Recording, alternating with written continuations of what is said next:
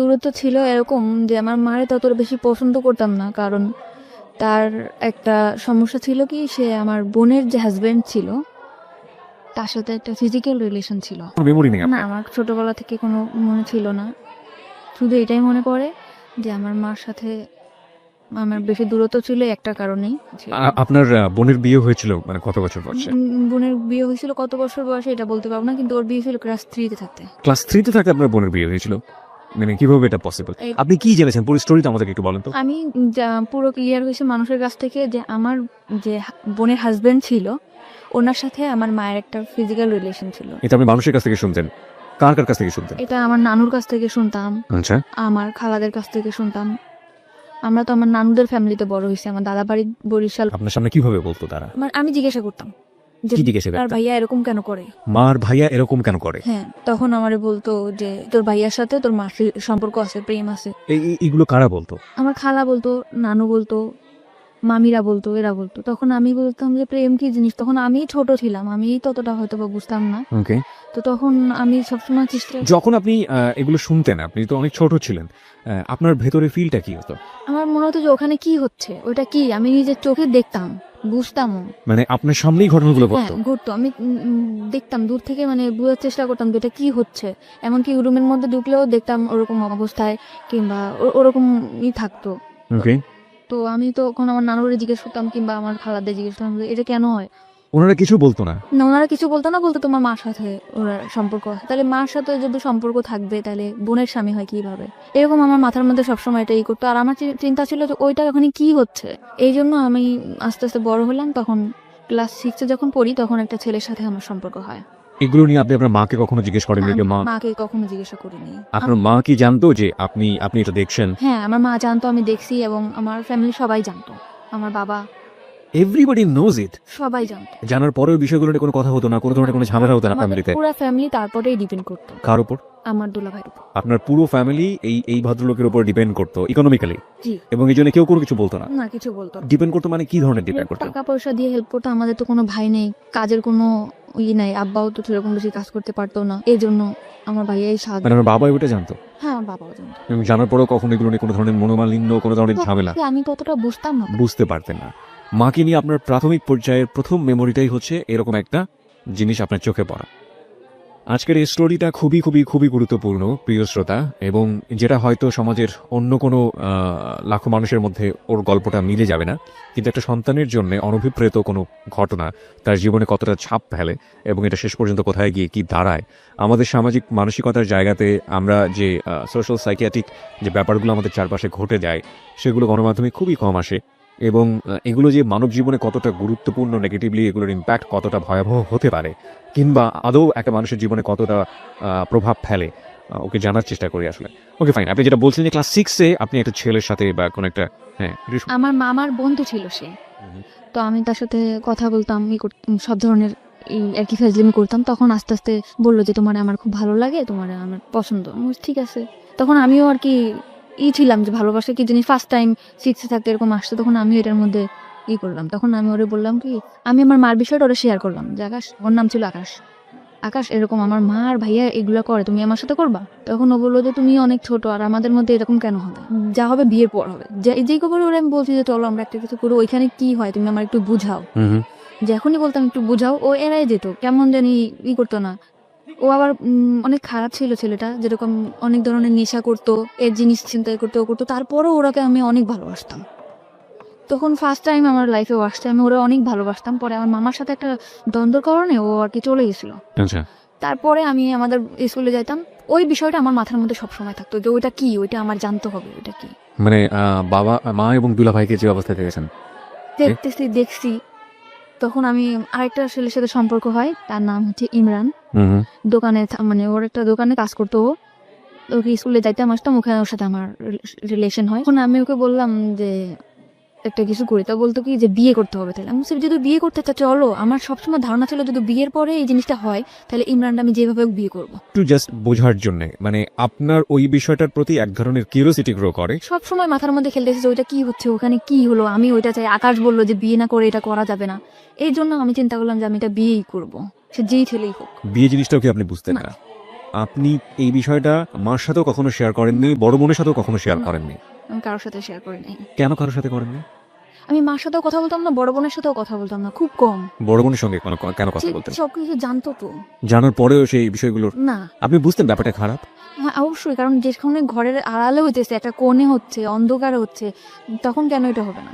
আমার নানুদেরকে জিজ্ঞেস করলে বলতো যে এরকম এরকম ভালো না, উল্টাপাল্টা কথা বলতো। তো এগুলো নিয়ে আপনার মার সঙ্গে নানুদের সঙ্গে কোনো ঝামেলা নানুর সাথে খালার সাথে সবসময় প্রশ্ন করতাম, কিন্তু মার সাথে তত বেশি আমার মনে পড়ে না। হয়তো বা করছি কি করি নাই, কিন্তু আমার মনে পড়ে না যে মাকে কখনো প্রশ্ন করছি যে মা তুমি এটা কেন করছো। Curiosity, the ultimate thing is curiosity, এবং এই কৌতূহলের কারণে আপনি একটা ছেলেকে প্রপোজ করলেন যে বিয়ে করবেন বা এরকম কিছু একটা, কারণ ও বলছিল যেগুলো বিয়ের পরে হয়, আপনার কিউরিওসিটির জায়গা থেকে। সে আমাকে বলছিল এটা বিয়ের পর হবে, তো আমি বলছি ঠিক আছে তাহলে আমি বিয়ে করতে চাই। ও ঘুরাইতে ঘুরাইতে 7 মাস কেটে গেল। 7 মাস পরে ওরা আমি খুব জোর করলাম যে আমাকে এখন বিয়ে করতেই হবে। তখন আমি বাসা থেকে পালাই গেলাম। পালাই ওর একটা ফ্রেন্ডের বাসায় গেলাম। যাওয়ার পরে সে রাত্রেবেলা অনেক দূর ওর ফ্রেন্ডের বাসা, ওদের বাসাও আমাকে নেয় নাই। মানে ও বেশি বড় না, দুজন মানে 2 বছরের বড় ছোট এরকম হবে, আর তত বেশি ভালো কাজও করে না যে আমার চালাইতে পারবে। তারপরেও ফ্যামিলির অমতে বিয়ে করছে আমার ওই যে ওর সাথে আপনার বয়সের ডিফারেন্স কত ছিল? 2 বছর। মাত্র 2 বছরে। তখন আপনি ক্লাস 6 এ পড়েন। তার মানে আপনার বয়স যদি 11 হয়ে থাকে তাহলে ওর বয়স 13 থেকে 14 বছর। না, তখন আমি ক্লাস 8 এ পড়ি। তখন আপনি ক্লাস 8 এ পড়েন। ওকে। তার মানে আপনিও নাবালিকা এবং সেও নাবালক বলা যেতে পারে। তখন আপনার চেয়ে 2 বছরের বড় হলে ওর বয়স 16 বছরের মতো হবে, আপনার তখন 14 মতো। ওকে, বলুন তারপর? তারপরে আমাদের ওই রাত্রেবেলা আমি ওরে বললাম যে এখন তো কিছু করতে পারো। তো বলতেছে যে হ্যাঁ অবশ্যই করতে পারি। তখন আমাদের মধ্যে তখন তখন আমি বুঝতে পারলাম যে এই জিনিসটা এইটাই, এটার মধ্যে তেমন কোনো কিছুই না, এইটাই। তখন আমি আমার মার প্রতি আমার তত আরো বেশি ক্ষোভ হলো, ঘৃণা হলো যে এই কাজটা তো হাজবেন্ড ওয়াইফ করতে পারে, তো আমার মা আর দুলাভাই কেন করবে। এরপরে ওর বাড়িতে নিয়ে গেল 3-4 দিন পর, ওর ফ্যামিলি থেকে মানতে চায় না, তারপরও মেনে নিল। মানে আপনি বিয়ে করার পর আপনার ফ্যামিলিতে জানালেন যে হ্যাঁ, আমার আপনি বিয়ে- ফ্যামিলি থেকে তো অনেক ঝামেলা করতেছে। ওই যে আমার সে মামা আসে তো মনে করেন ওরে মারটা দিতে যেতেছে, এ করতেছে ও করতেছে, ওর নামে কেস করবে। বিয়েটা আপনারা কোথায় করলেন, কিভাবে করলেন? বিয়েটা করছি কাজী অফিসে। আমার নিবন্ধনের কাগজও চাইছিল, ওর একটা বড় ভাইরা দিয়া আর কি 18 বছর করে নিয়েছিল। হুম। তখন একটা কাজের দিয়ে আমার বিয়েটা করাইছিল। তারপর বাড়িতে আসলাম, পরে আমার মা বললো ঠিক আছে মাইনে নেবো, তো তুমি বাসায় আসো। তো আমি বললাম ঠিক আছে বাসায় আসবো। বাসায় আসতে বেড়াইতেছি, তখন আমার মা ওরে খুব মার দিল। মার দেওয়ার পর আমি রাত্রে আবার চলে গেলাম। রাত্রে চলে গেলাম ওর বাসায়, যে মারাদুর যখন করছে আমি বাসাতেই থাকবো, আমার বাসায় আমি আর আসবো না। আমার ফ্যামিলির সাথে টোটাল যোগাযোগ বন্ধ। ওকে। হঠাৎ করে একদিন আকাশ আমার হাজবেন্ডের নাম্বারে ফোন দিছে যে আমি ওর মামা হয়ে কথা বলবো। আমার আকাশের প্রতি অনেক বেশি ভালোবাসা ছিল। আকাশ মানে তোমার ফার্স্ট লাভ? হ্যাঁ। ওকে। তখন আমার মা বাবা বললো যে তুই যদি আকাশের সাথে বিয়ে করতিস তাও মানে নিতাম, তো তুই ফিরায় আমরা একদম, তোর তো ছোটবেলা থেকেই স্বপ্ন ছিল, মানে আমার ইচ্ছা ছিল যে আমার একটা ফ্যামিলি হবে, সুন্দর শ্বশুর বাড়ি। আমি সবসময় গল্প করতাম যে আমার এরকম শ্বশুর বাড়ি হবে ওরকম। তখন বললো যে আকাশের সাথে বিয়ে কর, বিয়ে করার পরে তোর আমরা মানে নিব। তখন আমি বললাম যে ঠিক আছে। ইমরানটা কিন্তু আমি সত্যি ভালোবাসতাম না, শুধু ওই বিষয়টা জানার জন্যই আমি তার বিয়ে করছিলাম। মানে শুধু কিউরিওসিটি নিবারণ করার জন্য। My goodness. ওকে।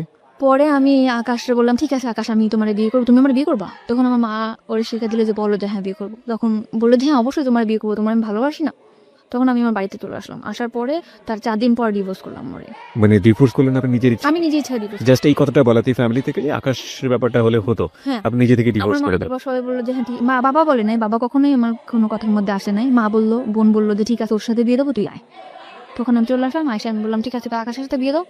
এখন আকাশের সাথে আমার বিয়ে দিতে চায় না। এখানে একটা বিষয় আপনাদেরকে একটু নোট করে প্রিয় শ্রোতা, আমাদের মানে পারিপার্শ্বিক এবং সামাজিক জায়গা থেকে সেক্সুয়াল এডুকেশন বা কি বলা যেতে পারে এটাকে, যৌন শিক্ষা আমরা যেটাকে বলি, সেটা প্রপারলি হয় না। এর কারণ আমাদের সোসাইটিতে এটাকে ট্যাবু মনে করা হয়, এবং এটা একটা গোপন বিষয়। এটাকে নিয়ে কথাবার্তা বলা সন্তানদের সামনে, কিংবা এই বিষয়টা নিয়ে এইভাবে ওপেনলি একটা কথা হতে পারে, এই বিষয়গুলো আমাদের সমাজের চোখে ভালোভাবে দেখা হয় না। কিন্তু কিউরিওসিটির জায়গাতে একজন নাবালিকা কিংবা একটা শিশু যদি এই বিষয়টি কোনোভাবেই ভুল ব্যাখ্যার শিকার হন, কিংবা কিউরিওসিটির জায়গাতে তাকে যদি প্রপারলি এডুকেশনটা না দেওয়া হয়, সেটা তার জীবনে আসলে কি হতে পারে, সেটার একটা বেস্ট এক্সাম্পল হচ্ছে আমাদের আজকের এই পাখির জীবনের প্রথম পর্যায়ের একটা গল্প। শুধুমাত্র একটা অবৈধ সম্পর্ক, যেটা বোঝে না অবৈধ সেটাও সে বোঝে না, এরকম একটা সম্পর্ক দেখে তার ভেতরে কিউরিওসিটি হয়েছিল যে আসলে জিনিসটা কি, এটা আমি বুঝতে চাই, এবং তার জন্য সে বিয়ে করে ফেলেছে। না সে বিয়ে জানে, না সে শারীরিক কোনো সম্পর্ক জানে। আমি স্পেশালি থ্যাঙ্কস জানাই যে ইদানিং আমাদের শিক্ষাক্রমে ক্লাস 8-এর পাঠ্য বইয়ের পাশাপাশি এরকম বিশেষ করে সেক্সুয়াল এডুকেশনের জন্য একটি পাঠ্য বইয়ের ব্যবস্থা করা হয়েছে, এবং যেখানে খুব সুন্দরভাবে বিষয়গুলোর ব্যাখ্যা দেওয়া হয়েছে শারীরিক জ্ঞান অর্জনের জন্য। কোনটা পজিটিভ কোনটা নেগেটিভ হলে কি ধরনের ক্ষতি হতে পারে এবং এটা কোন বয়সে গিয়ে কি করা উচিত, আমার মনে হয় এটা আমাদের বিশেষ করে এই ধরনের ঘটনা থেকে অনেকখানি বাচ্চাদেরকে দূরে রাখবে। তবে দিস ইজ রিয়েলি টাফ, কারণ যেই ব্যারিয়ারটা আমরা ভাঙার চেষ্টা করছি এতদিন, যে ধরনের একটা অবয়ের মধ্যে ছিলাম, এগুলো নিয়ে কথা বলা যায় না, এগুলো নিয়ে কথা বলা পাপ, এগুলো নিয়ে কথা বলা অন্যায়, এবং এই ধরনের ব্যাপারে ছেলেমেয়েদেরকে সামনে নিয়ে আসা, ছেলেমেয়েদের এই কিউরিওসিটিগুলো নিবারণ করা বা ওদের এইসব বিষয় কিউরিওসিটি দেখলে ওদেরকে দমিয়ে দেয়া, এই বিষয়গুলো মারাত্মক রকমভাবে টাফ করে দিবে আমাদের এই বিষয়টাকে। কিন্তু আমার মনে হয় যে যদি পজিটিভ কোনো রেজাল্ট আমরা পাই এবং পাওয়ার সম্ভাবনা যেহেতু আছে, সুতরাং এই জিনিসগুলোকে পজিটিভলি ছেলেমেয়েদের সামনে আনা উচিত। কোনটা ভালো কোনটা মন্দ সেটা তাদেরকে ক্লিয়ার করে বুঝিয়ে দেওয়া উচিত, নইলে গোপনে নিভৃতে এই ধরনের অসংখ্য ঘটনা সমাজে ঘটে যাচ্ছে যেগুলো আমরা কখনো ফোকাস করি না এবং অনেক সময় জীবনটাকে হেল করে দিতে পারে। বাই দ্য ওয়ে, আমরা ফিরছি আবার আপনার জীবনের গল্পে।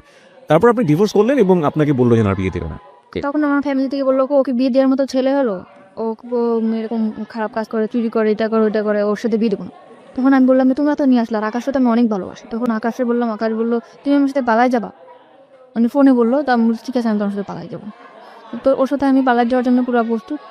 পরে আমি ওর সাথে পালাই গেছি। যাওয়ার পরে 3 দিন ওর একটা ফ্রেন্ডের বাসায় নিয়ে আমাকে রাখছে, বলছে যে বিয়ে করি নাই, বিয়ে করো। তখন একটা কাগজ আমার কাছে নিয়ে আসছে, এনে বলতেছে এটা কোর্ট ম্যারেজ করতে হবে, তুমি এটার মধ্যে সাইন করো। তখন আমি ওটার মধ্যে সাইন করছি। হাজব্যান্ড ওয়াইফ যেভাবে থাকে ওইভাবে থাকার জন্য পুরো প্রিপারেশন নিছি, বাসা নিছি, এরকম থাকবো। তখন ওর আরেকটা মামা ছিল, মানে আমার মামারই বন্ধু এরা, জি, তার নাম ছিল সুমন। তখন ওইসব বললো তুমি যে এরকম বাসা টাসা নিছো, ওর সাথে কি তোমার বিয়ে হয়েছে? আমি বলছি হ্যাঁ। কয়েক ওইটা বিয়ের কাগজ না, এটা তোমার সাথে 1 বছরের কন্ট্রাক্ট ম্যারেজ করবে বলে বিয়ে করছে। মানে 1 বছরের কন্ট্যাক্ট ম্যারেজ করেছে। ওকে, আমি তখন ওইটাও বুঝি না যে কন্ট্যাক্ট ম্যারেজ আসলে কি। আমি বলছি আমার কাগজটা দেখেন, আমি পড়তে পারবো।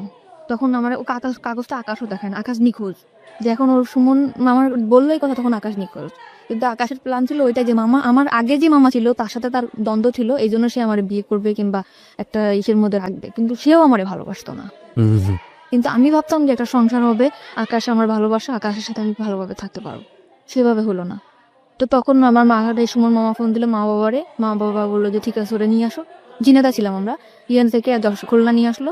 খুলনা নিয়ে যাওয়ার পরে আমার মা বললো যে ঠিক আছে যা হয় হয়েছে, এরকম ভাবে থাকো। এরকম করে পরে আমার ঢাকাতে চলে আসলাম। আমার বোন আর দুলাভাইও ঢাকাতে থাকতো, তখন চাকরি হয়েছিল আমার বোনের। তো থাকতো মিরপুরে, আমি ওর বাসায় থাকতাম, টুকটাক বাসার কাজ টাজ করতাম, থাকতাম এভাবে। তার 2 বছর পরে তখন আমার লেখাপড়া একদম বন্ধ। মানে কোন ক্লাসে থাকা অবস্থায়? 8 ক্লাস 8-এ থাকা অবস্থায় আপনার লেখাপড়া বন্ধ, এইসব ঘটনা ঘটার পরে পরপর 2টো বিয়ে। ওকে, পরে আমাকে করলো। 2 বছর পরে আমার ফ্যামিলি থেকে একটা ছেলে দেখলো। আচ্ছা, ফ্যামিলি থেকে ছেলে দেখার পরে আমি 2 বছর মতো ঢাকাতেও থাকতাম, খুলনাতেও থাকতাম। পরে আমাকে আনলো বাড়িতে, দেখালো, ছেলে একবার দেখেই পছন্দ করলো। 1 সপ্তাহের মধ্যে দিয়ে। পাখি, আপনি বলছিলেন যে আপনার 1 সপ্তাহের মধ্যে বিয়ে হয়ে যাবে, এরকম একটা পরিস্থিতি তৈরি হয়েছে আপনার ফ্যামিলিতে। আর এই আমাদের গেস্টকে দেখার জন্য আপনারা ফেসবুকে আসতে পারেন। আমাদের ফেসবুকের ঠিকানা www.facebook.com/abcradiofm89.2। এছাড়াও আপনি চলে আসতে পারেন আমার ফেসবুক পেজে। আমার ফেসবুকের ঠিকানা হচ্ছে facebook.com/kibria.rj, KEBRIA, স্পেলিংটা হচ্ছে KEBRIA.RJ। ওকে, বলুন তারপর। তারপর 1 সপ্তাহের মধ্যে বিয়ে ঠিক হলো। ছেলে দেখার পর বললো ঠিক আছে আমার পছন্দ হয়েছে, আমি ওকে বিয়ে করতে চাই। ওকে, ছেলে কি করে? ছেলে বাড়িতে কৃষি কাজ করে। তা আমিও বললাম যে ঠিক আছে, ফ্যামিলি থেকে যখন দিতেছে আমি বিয়ে করবো। বাবা বাড়ি ঘর সব দেখে আসলো, বিয়ের দিনও পড়লো, হয়েও গেছে। তার বাড়িতে গেছে, মানে হয়েছে কি তার বাড়িতে গেছে, তার চাচার যে ঘরটা আছে সেই ঘরটা দেখাইছে, তার চাচার বাড়িটা দেখাইছে। মানে যখন ঘর বাড়ি দেখাবে তখন সেই চাচার বাড়িটা দেখিয়েছে। আচ্ছা, তার যে মূল বাসা সেটা সে দেখায় নাই। আচ্ছা, তা আমার ফ্যামিলিও বুঝতে পারে নাই।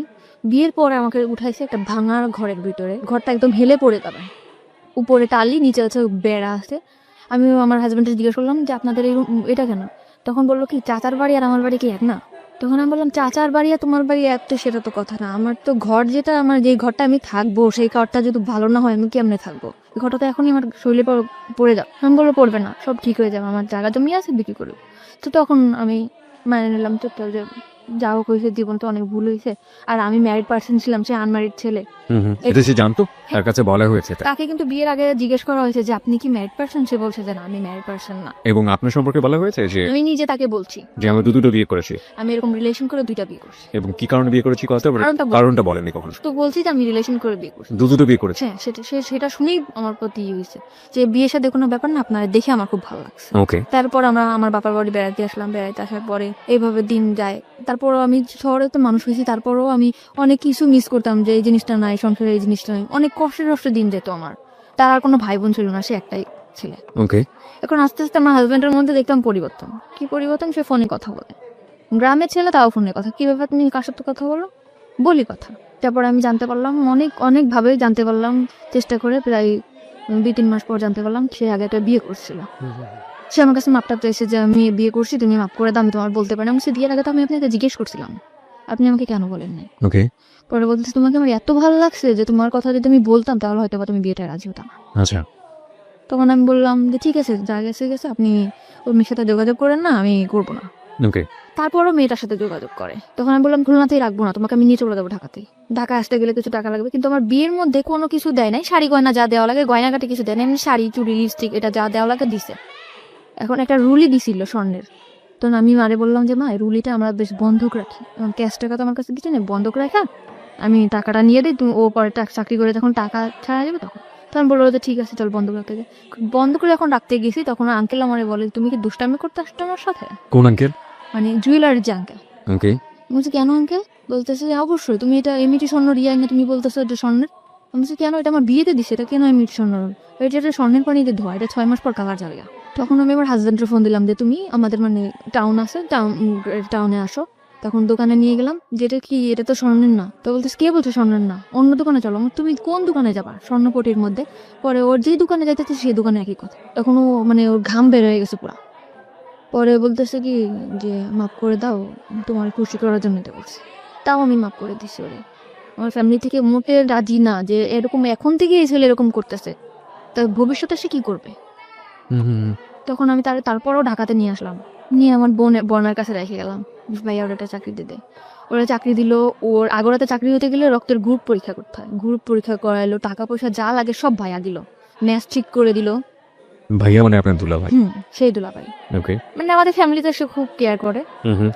তারপরে চাকরি দেওয়ার পরে চাকরি থাকলো আমার টাকা পয়সা দেয় না। ভাইয়ার শুধু একই কমপ্লেন যে ও নাকি ফোনে কথা বলে। আমি বলছি ফোনে তো আমার সাথেও কথা বলে। তারপরে আমার ভাইয়া বললো যে ঠিক আছে তুই ওর ঢাকাতে চলে। তখন আপনি কোথায় ছিলেন? আমি আমার মার বাড়িতে ছিলাম। খুলনাতে ছিলেন? জি।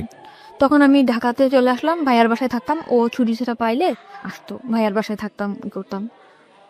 তারপরে আমি বললাম যে ঠিক আছে, ভাইয়ার বাসায় তো মানে গেস্ট যে রুমটা, ড্রয়িং রুমটা যেটারে বলে, ওইটা তো ভাইয়াদের ছুপা নাই, ওটা তো খালি আসতো, ওখানে আমরা একটা পর্দাটা নেই, ওখানেই আমরা সংসার করা শুরু করি। বললো ঠিক আছে। আমাদের মানে ওর রুম নেওয়ার মতো এত বেশি টাকা বেতন পাইতো না, মাত্র 7,000 টাকা বেতন পাইতো। তখন ভাইয়া বললো ঠিক আছে, এই কয় টাকা বেতন পাই তো আর বাইরে থাকা সম্ভব না, তো তোরা আমাদের এখানেই থাক, খাওয়া থাকা পাবো 3,000 টাকা দিবি তোরা দুজনে। তো শুধু খাওয়া থাকা, এছাড়া আমি যে তার ওয়াইফ, একটা কোনো কসমেটিক বা কোনো ড্রেস এগুলা কিছুই দেয় না। তখন আমার বোন বলে যে আমার বোনটা ভালোভাবেই মানুষ হয়েছে, তো তুমি এরকম ওর কিছু দেও না কেন? বলে এটা আমাদের ফ্যামিলি ব্যাপার। তা আমি বললাম ব্যাপার ঠিক আছে, তুই কিছু বলিস না। ভাইয়া তখন আমার ড্রেস যা লাগে দেয়।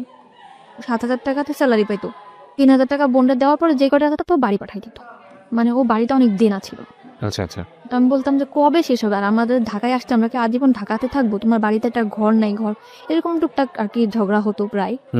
হাজব্যান্ড ওয়াইফ যেটা ভালোবাসে এটা কখনো আমি পাইতাম না। আচ্ছা। সবসময় মানে চিন্তা করতে কি এত চিন্তা করো তুমি চিন্তা করে তো কোনো কিছু বের করতেই পারো না। তখন আমার দুলাভাইরে বললাম ভাইয়া আমার একটা চাকরির ব্যবস্থা করে দাও। তো বললো যে এই তো তুই পাশ করিস না, এই যে পরীক্ষা দিয়ে পর চলে আসছে, তোর কি চাকরি দিব? তো ভাইয়ারা সবসময় বলতাম যে একটা চাকরি দিয়ে দাও, একটা চাকরি দিয়ে দাও। তখন ও যে কোম্পানিতে চাকরি করে, ফরেনার কোম্পানিতে, ওর একটা ম্যাডাম ছিল। তো ওই ম্যাডামটা বাচ্চা কাচ্চা হইতো না, তার হাজবেন্ডও বাইরে থাকতো, সেখানে একা থাকতো। তা আমারে তার কাছে রেখে আসছিল, মাসে 5,000 টাকা স্যালারি দিবে, অল টাইম তার সাথে থাকতে হবে। ওকে। তো এরকম আমি থাকতাম। তখন আমার হাজবেন্ড ঠিক ডাইরেক্টলি বলতেছে বাসায় কাজে দিছে নেই করছেন, কিন্তু আমি বাসায় কাজ করতাম না, শুধু তার সাথে থাকতাম। সাথে থেকে আপনার কাজটা কি ছিল? তার যেরকম ল্যাপটপটা ক্যারি করা? হ্যাঁ, এটা আমি নিতাম, কিংবা হাতে কোনো পার্স আছে এটা আমি নিয়ে ওনার সাথে সাথে থাকতাম, কারণ ওনার একা একা থাকতে পারতো না। উনি যেখানে যেত আমাকে নিয়ে যেত, আমাকে বেশ বলতো যে আমার বোন, ওনারা ইংরেজিতে কি বলতো আমি জানি না, আমার খুব সুন্দর সুন্দর ড্রেস কিনে দিত, এই যে ওনার সাথে যেটা পরে আমি বেরোতে পারতাম, এরকম করে ওনার মতো করে উনি রাখতো।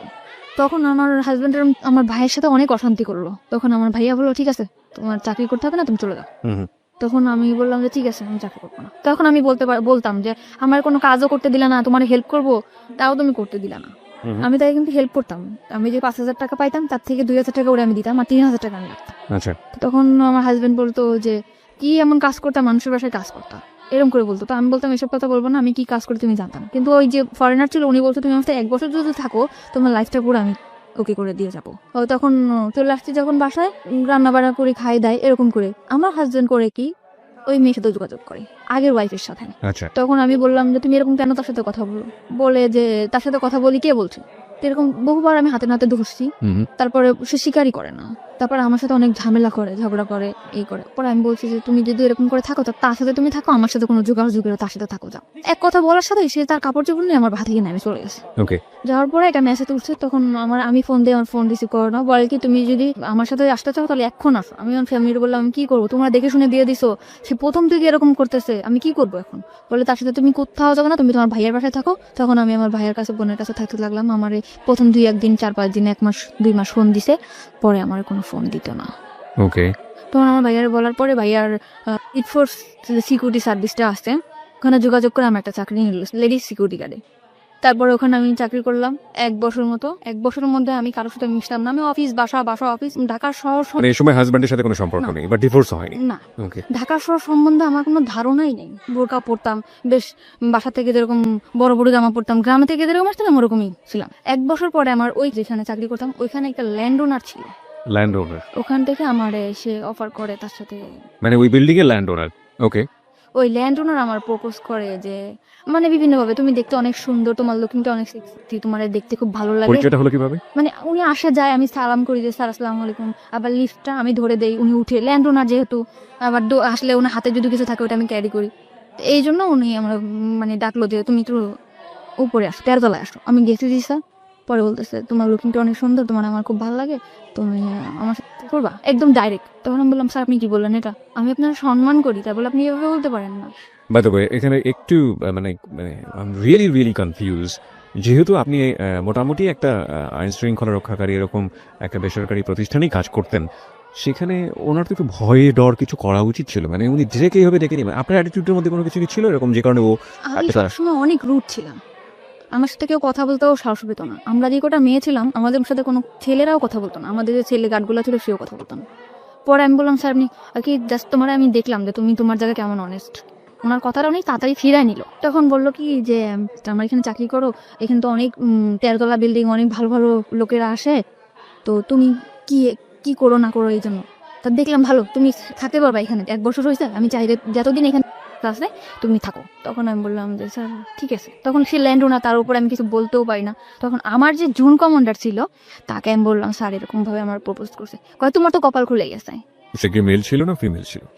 ছেলে ছিল। ছেলে, ওকে। তো তুমি যদি একটু সময় তার সাথে করো, আমি তখন ব্যাপারটা যে কি ব্যাপার, আমি এখানে ঢাকা শহরে কাজ করতে আসছি। তখন আমি স্যারে বললাম স্যার আমি যদি কাজ করেই খাবো তাহলে আমি যদি ওরকম করেই খাবো তাহলে তো আমার কাজ করার দরকার আসে না। এখানে আমি আমার শ্রম বিক্রি করতে আসছি, আমার শরীর না। তখন আমি তাকে এই কথাটা যখন বললাম সে আমার পড়ানোর আগে গেল যে তোমার জন্য আমাদের এই পোস্টটা থাকবে না। পোস্ট থাকবে না? হ্যাঁ, এই কথা বলার পর আমি ওখান থেকে চলে আসলাম আমাদের হেড অফিসে। উনি আমার নামে কমপ্লেন করলো, আমার যে জুন কমান্ডার স্যার উনি এরকম ডিউটি ভালো করে না, এই জন্য ওর নামে কমপ্লেন দিয়েছে, ল্যান্ড ওনার কমপ্লেন দিয়েছে, আপনি ওকে ডাকেন অফিসে। আমাকে স্যার ফোন দিল। আমি ভর্তি হওয়ার পরে কখন আর অফিসে যাই নাই, ওই ফার্স্ট টাইম। ওকে, খুব ভয় পাচ্ছি আমি, স্যার আপনি আমাকে কেন ডাকছেন, কি আমি জানি কি হয়েছে না হয়েছে। আমি পরে স্যারের বললাম যে স্যার আপনি আমার বাবার বয়স এরকম এরকম ব্যাপার। তাকে মা তাহলে তোমার ওখানে যাওয়া ঠিক হবে না, তুমি রিজার্ভে থাকো। রিজার্ভ? হ্যাঁ, ওকে, যে বিভিন্ন জায়গায় যেরকম সোনার গাড়ি রেডিসন এরকম যেরকম পার্টি টাটি হয় এখানে ডিউটি করলে তুমি ডিউটি করো। ওকে, এমনি সময় বাসায় থাকবা, তোমার স্যালারি 6,000 টাকা, 9,500 টাকা স্যালারি পাইতাম, ওখান থেকে 6,000 টাকা চলে আসছে। ওকে। ওখানে বিভিন্ন ছেলেদের সাথে ডিউটি করতে হতো, আমি ওখান থেকে খারাপ হয়ে গেলাম। মানে রিজার্ভে যাওয়ার পরে আপনি মানে হাউ ইট হ্যাপেন, মানে খারাপ হয়ে গেলাম বললে আপনি বুঝবো না কিভাবে কি ঘটনাগুলো ঘটেছে? মানে একটা ছেলের সাথে মিশতাম, অমুক জায়গায় ডিউটি করতে হবে, আমাদের 2 জনের, একটা ছেলে একটা মেয়ে। কত কথা হয় না, কথা হইতে হইতে হইতে হইতে ওরা বলে যে আমরা এরকম ড্রিঙ্কস করি, আমরা অনেক মজা থাকি, তুমি কি এমন ড্রেস পরো, বোরকা পরো কেন, এখন কি মেয়েরা বোরকা পরে কিনা। আর আমার মধ্যেও না ওরকম একটা চঞ্চলতা কাজ করতো, আমিও চাইতাম যে না এদের সাথে খোলামেলাভাবে থাক। এর ভিতরে এরকম থাকতে থাকতে আমাদের বাড়ির পাশে একটা বাড়ি ছিল, বাড়িটার নাম নাই, মানে আমাদের থেকে অনেক ভালো অবস্থা। Okay. ছেলেটা দেখতে শুনতে অনেক সুন্দর ছিল, সে যে আমার মতো একটা মেয়ে প্রপোজ করবে আমি ভাবতে পারিনি। আমি এর মধ্যে বাড়িতে গেছিলাম একবার, পহেলা বৈশাখে বাড়িতে গেছি। সে আমাকে ডাইরেক্ট বললো যে পাখি তোমার খুব ভালো লাগে, তোমার বিয়ের আগে থেকেই ভালো লাগে, তোমার সাথে আমি ফ্রেন্ডশিপ করতে পারি। আমি বললাম যে ঠিক আছে করতে পারি। কারণ আমিও চাইছিলাম যে একটা মানুষ আমার জীবন থাকুক। এরকম করতে করতে না তার সাথে আমার ফোনে, সে থাকতো খুলনাতে, আমি থাকতাম ঢাকাতে? ফোনে রিচার্জ করে দিতাম, আমি চাকরি করতাম, ফোনে রিচার্জ করে দিতাম 50 টাকা 100 টাকা, কোনো গেঞ্জি যা পারতাম কিনে রাখতাম ওর জন্য। ও খুশি হতো, ও আমার অনেক বেশি মানে আমার কথা দিয়ে বলায় রাখতো। আমি এখন যেটা বুঝি যে না, ও আমার কথা দিয়ে বলায় রাখে। মানে বিভিন্ন রকম কথা বলতো। ও আমাকে কখনো একটা সুতাও কিনে দিত না, কিন্তু আমি চিন্তা করতাম যে ওরে কি পরলে ভাল লাগবে, কি করলে ভাল লাগবে, এটা করতাম। যেমন প্যান্ট, শার্ট, টি শার্ট, ঘড়ি এগুলো কিনতাম, বিভিন্ন উপর টাকা দিতাম। আমি আর যে 6,000 টাকা থেকে মানে অল্প কিছু, ধরুন 200-500, তখন ওইটাই আমার কাছে বেশি ছিল, ওরকম দিতাম। ও নিত, ও চাইতো। পরে ও মাস্টার্স কমপ্লিট করলো, তখন আমি বললাম যে তুমি ঢাকাতে আসবা, বললো হ্যাঁ ঢাকাতে আসবো। ঢাকাতে আসলো ফ্রেন্ডের বাসায়, আমরা ঢাকায় দেখা করলাম, কথা বললাম অনেক। ও সবসময় বলতো তোমার আমি বিয়ে করবো, যা গেছে গেছে, আমার পড়াশোনাটা কমপ্লিট হোক। ছেলেটা অনেক সুন্দর ছিল।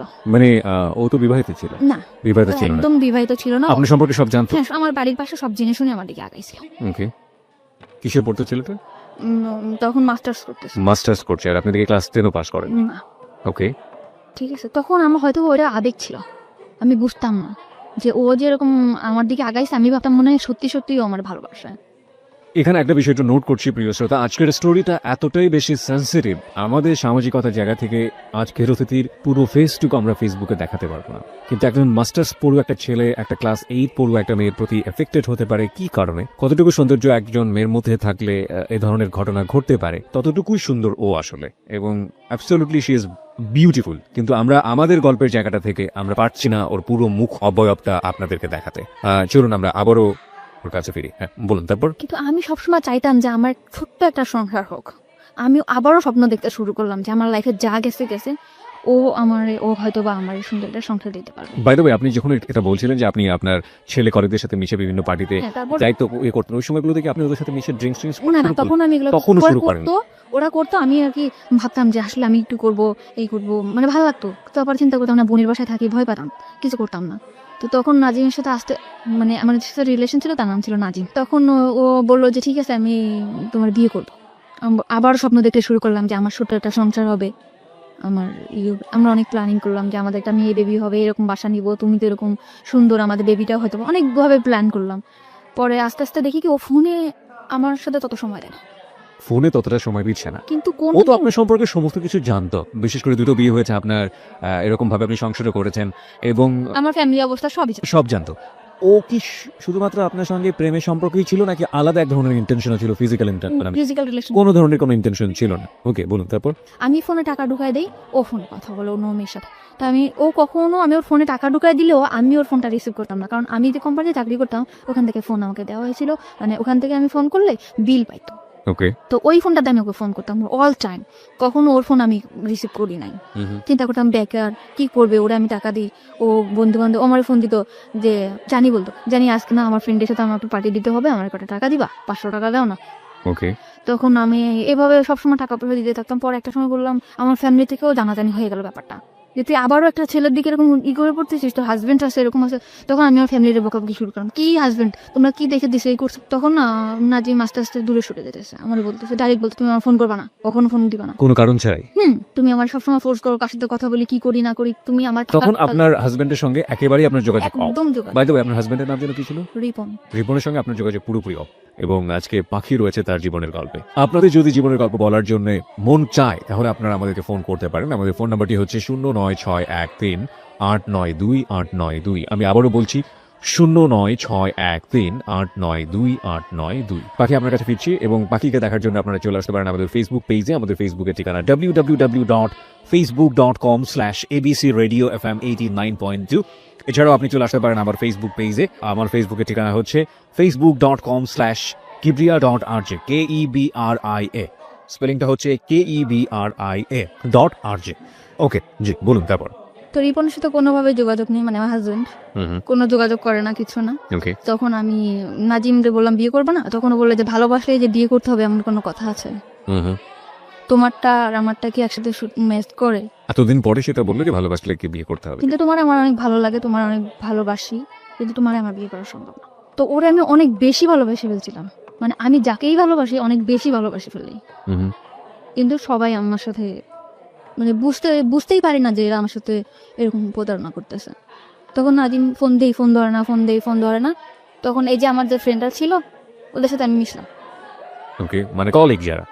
কলিগ ছিল, এদের সাথে আমি মিশলাম, মিষ্টি মিষ্টি বললো যে ড্রিঙ্কস করা ভালো লাগে। পরে আমি এক পর্যায়ে ড্রিঙ্কস করলাম, ড্রিঙ্কস করলে সত্যিই দেখলাম ভালো লাগে। মানে ওই যে নাজিমের বিষয়ে যে কষ্টটা, কিংবা আমার যে পুরা মার দিক দিয়ে কষ্ট, কিংবা হাজবেন্ডের দিক দিয়ে কষ্ট, আমার কোনো কষ্টই নেই, পুরা দমে ড্রিঙ্কস করলাম।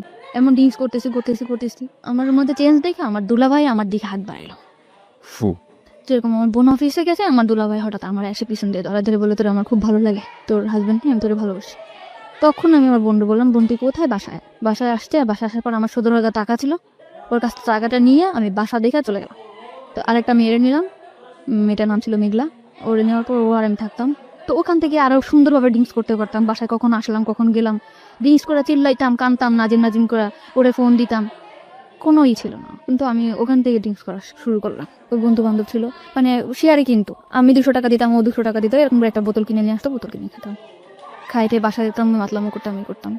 এরকম করার পরে এখন রিজার্ভে ছিলাম। তো আমি পরে নতুন একটা পোস্ট লাগবে 1 তারিখে, গেল বছর, যে বছরটা চলে গেল, ওই গেল বছরের এই 1 তারিখে 1 তারিখে পোস্ট লাগছে। লাগার পর আমার এই যে জুন কমান্ডার, ওনার সাথে আমার পরিচয় হলো, যে ঠিক আছে আপনার জন্য আমি ডিউটি করব, এরকম একটা খ্রিস্টান প্রতিষ্ঠানে। ওকে। তখন আমার খ্রিস্টান প্রতিষ্ঠানে দিল, আমি ওখানে ডিউটি করতাম। ওকে।